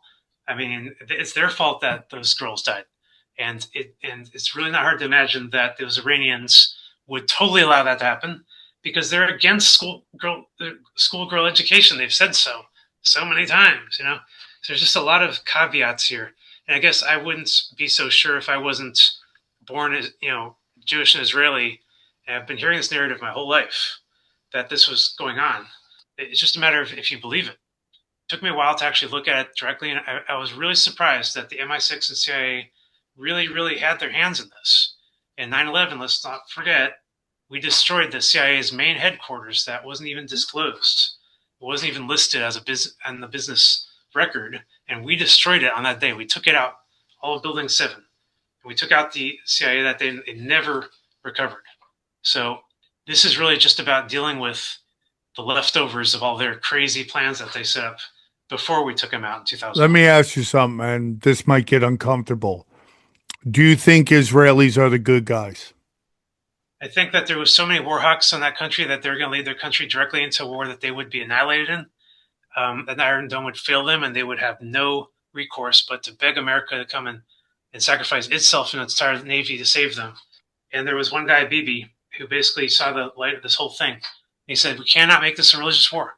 We have to make it a terrorism war. And he was pushing terrorism before America was. It was always about terrorism to this guy, all the way up until this point. And I have a theory about him. I'm not going to say here because I got to tell you, my theory about Bibi is most likely what got me banned on GitHub. And I lost everything because of what I said there. So I'm just going to skip it this time. You can check my website if you're interested in what my theory is on Bibi. All right, ma'am. Interesting take. Great job today. Good job, Ari. One more time, tell them where they can find you. Yeah, feel free to check out paradigmthreat.net. You can also check out thirdstory.site. It's just my landing page for my third story book. If anyone's a reader or anything, please just let me know because I'm looking for readers to give me feedback.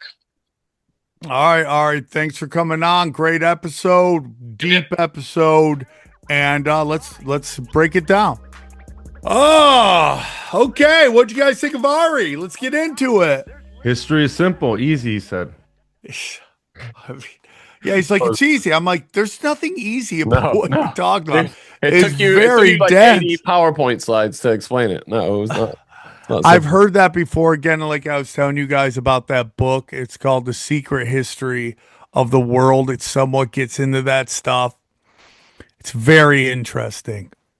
I mean, it was an interesting guy. He had some interesting takes, and that's all.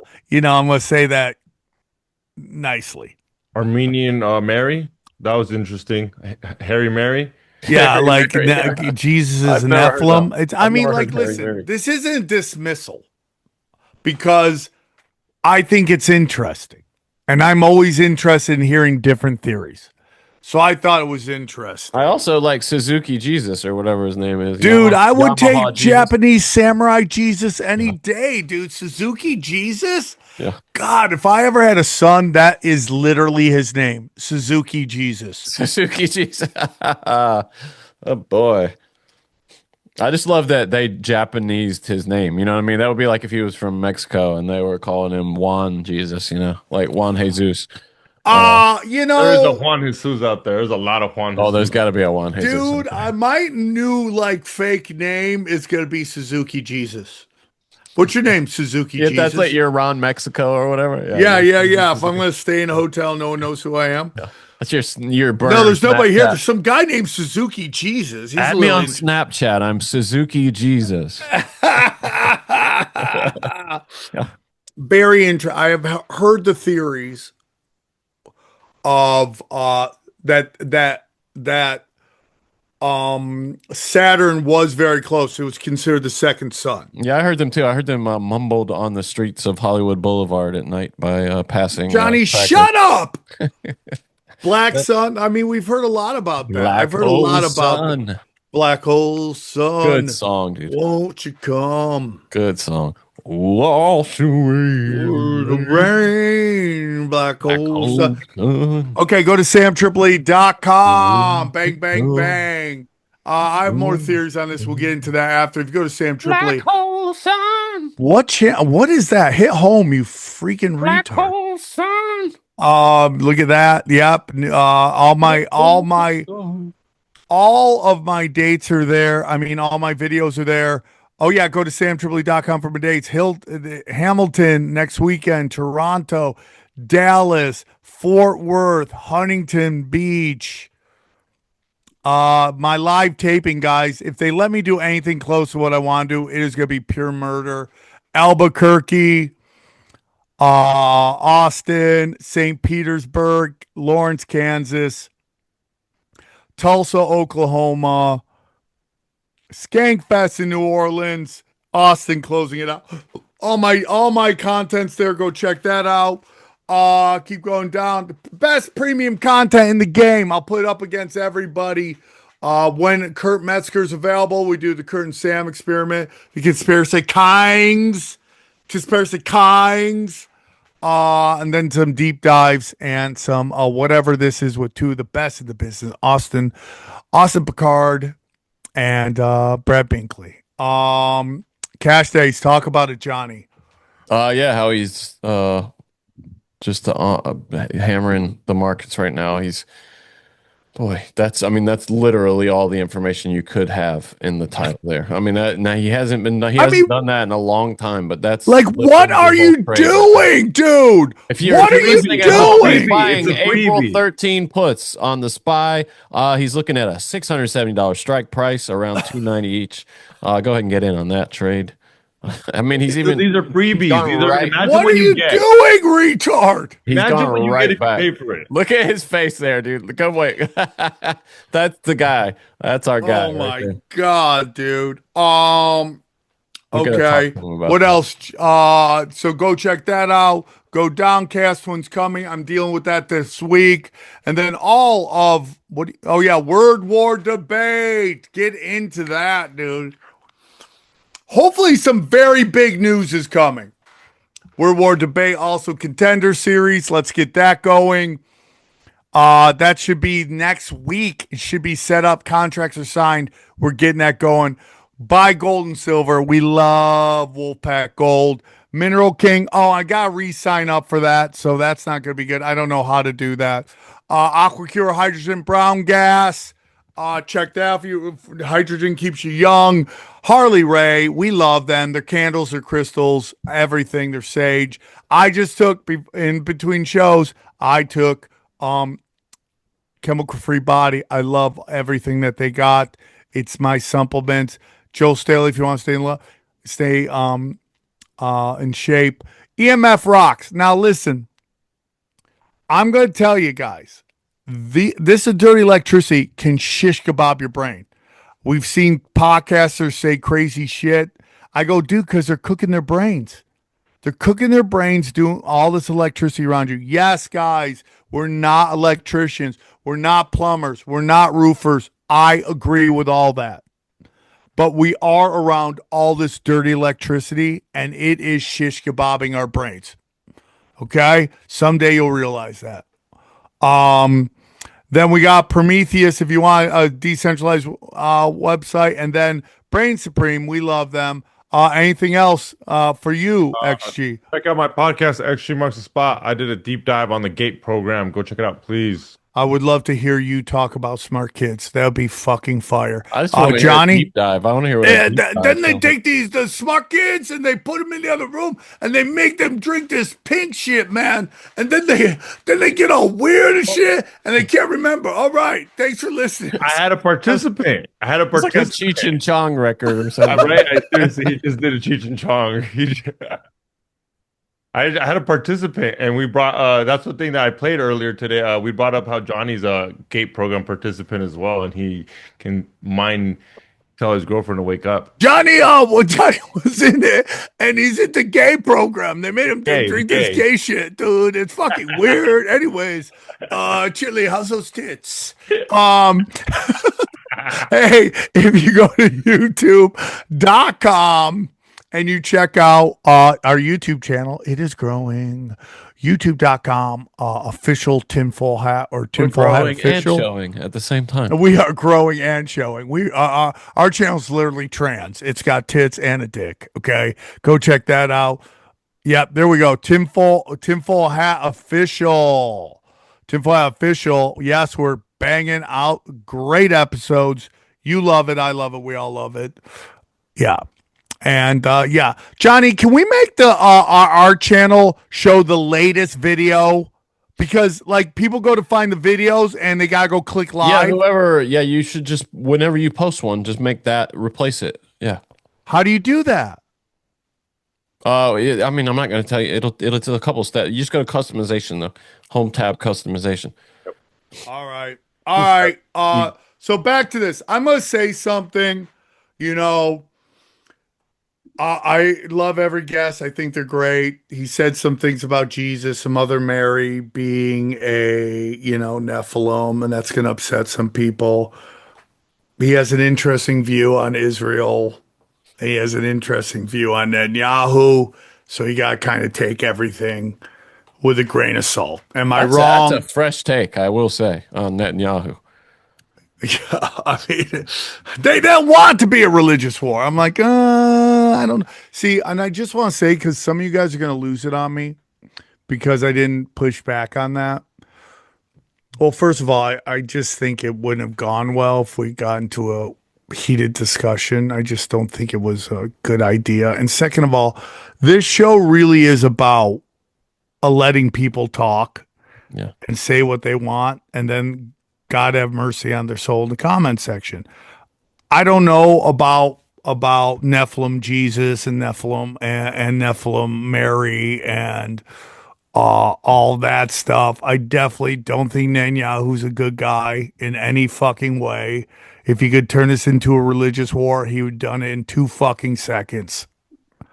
And that's my opinion.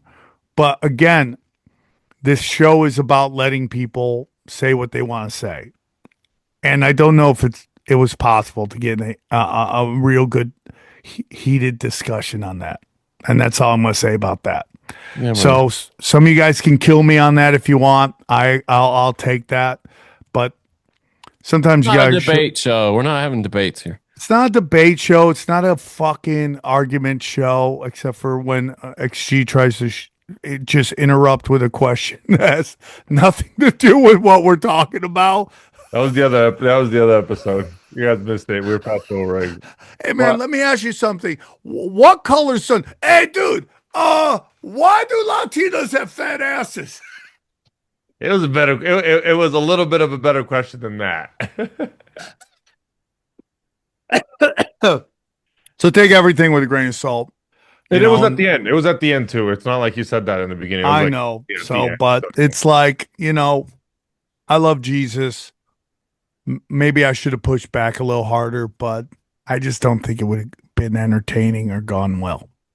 So that's my opinion. Anything else, guys? Nope. Hit that like button.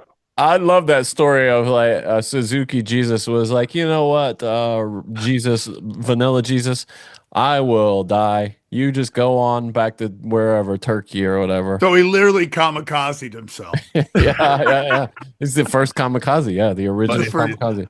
All right. Yeah, I mean, yeah. After hearing the end there, it makes some of the stuff a little bit more suspect. I'm just gonna say that, and I hate saying that. I don't mind Suzuki Jesus, I love that story. Presenting stuff as frauds. You know what I'm saying? He's kind of real if they have a tomb for him. They don't just make tombs for people. Yeah, but I mean, he didn't. Here's the thing, and the more and more you look back at, you go, okay, now things start to make a little more sense here. Like he wasn't, Ukraine, Ukraine. He's not son of God. He's not doesn't have any special powers. Oh, Jesus. I just want to have a show, dude. I just want to hear some interesting shit. Jesus, my Lord and Savior. I believe he was sent down to teach us the ways to go. I don't think he was a furry Nephilim. I don't think his mom was a furry Nephilim that hid in the bushes because she, in his words, went crazy. I mean, come on, man. What the fuck are we doing here? Like, it's like, you guys, I'm telling you, man, go look at you want to hear schizophrenia? Go look, fucking find out what's in the Zohar. That's fucking schizophrenia, dude. I mean, it's absolutely insanity that the elites believe this shit. I don't know.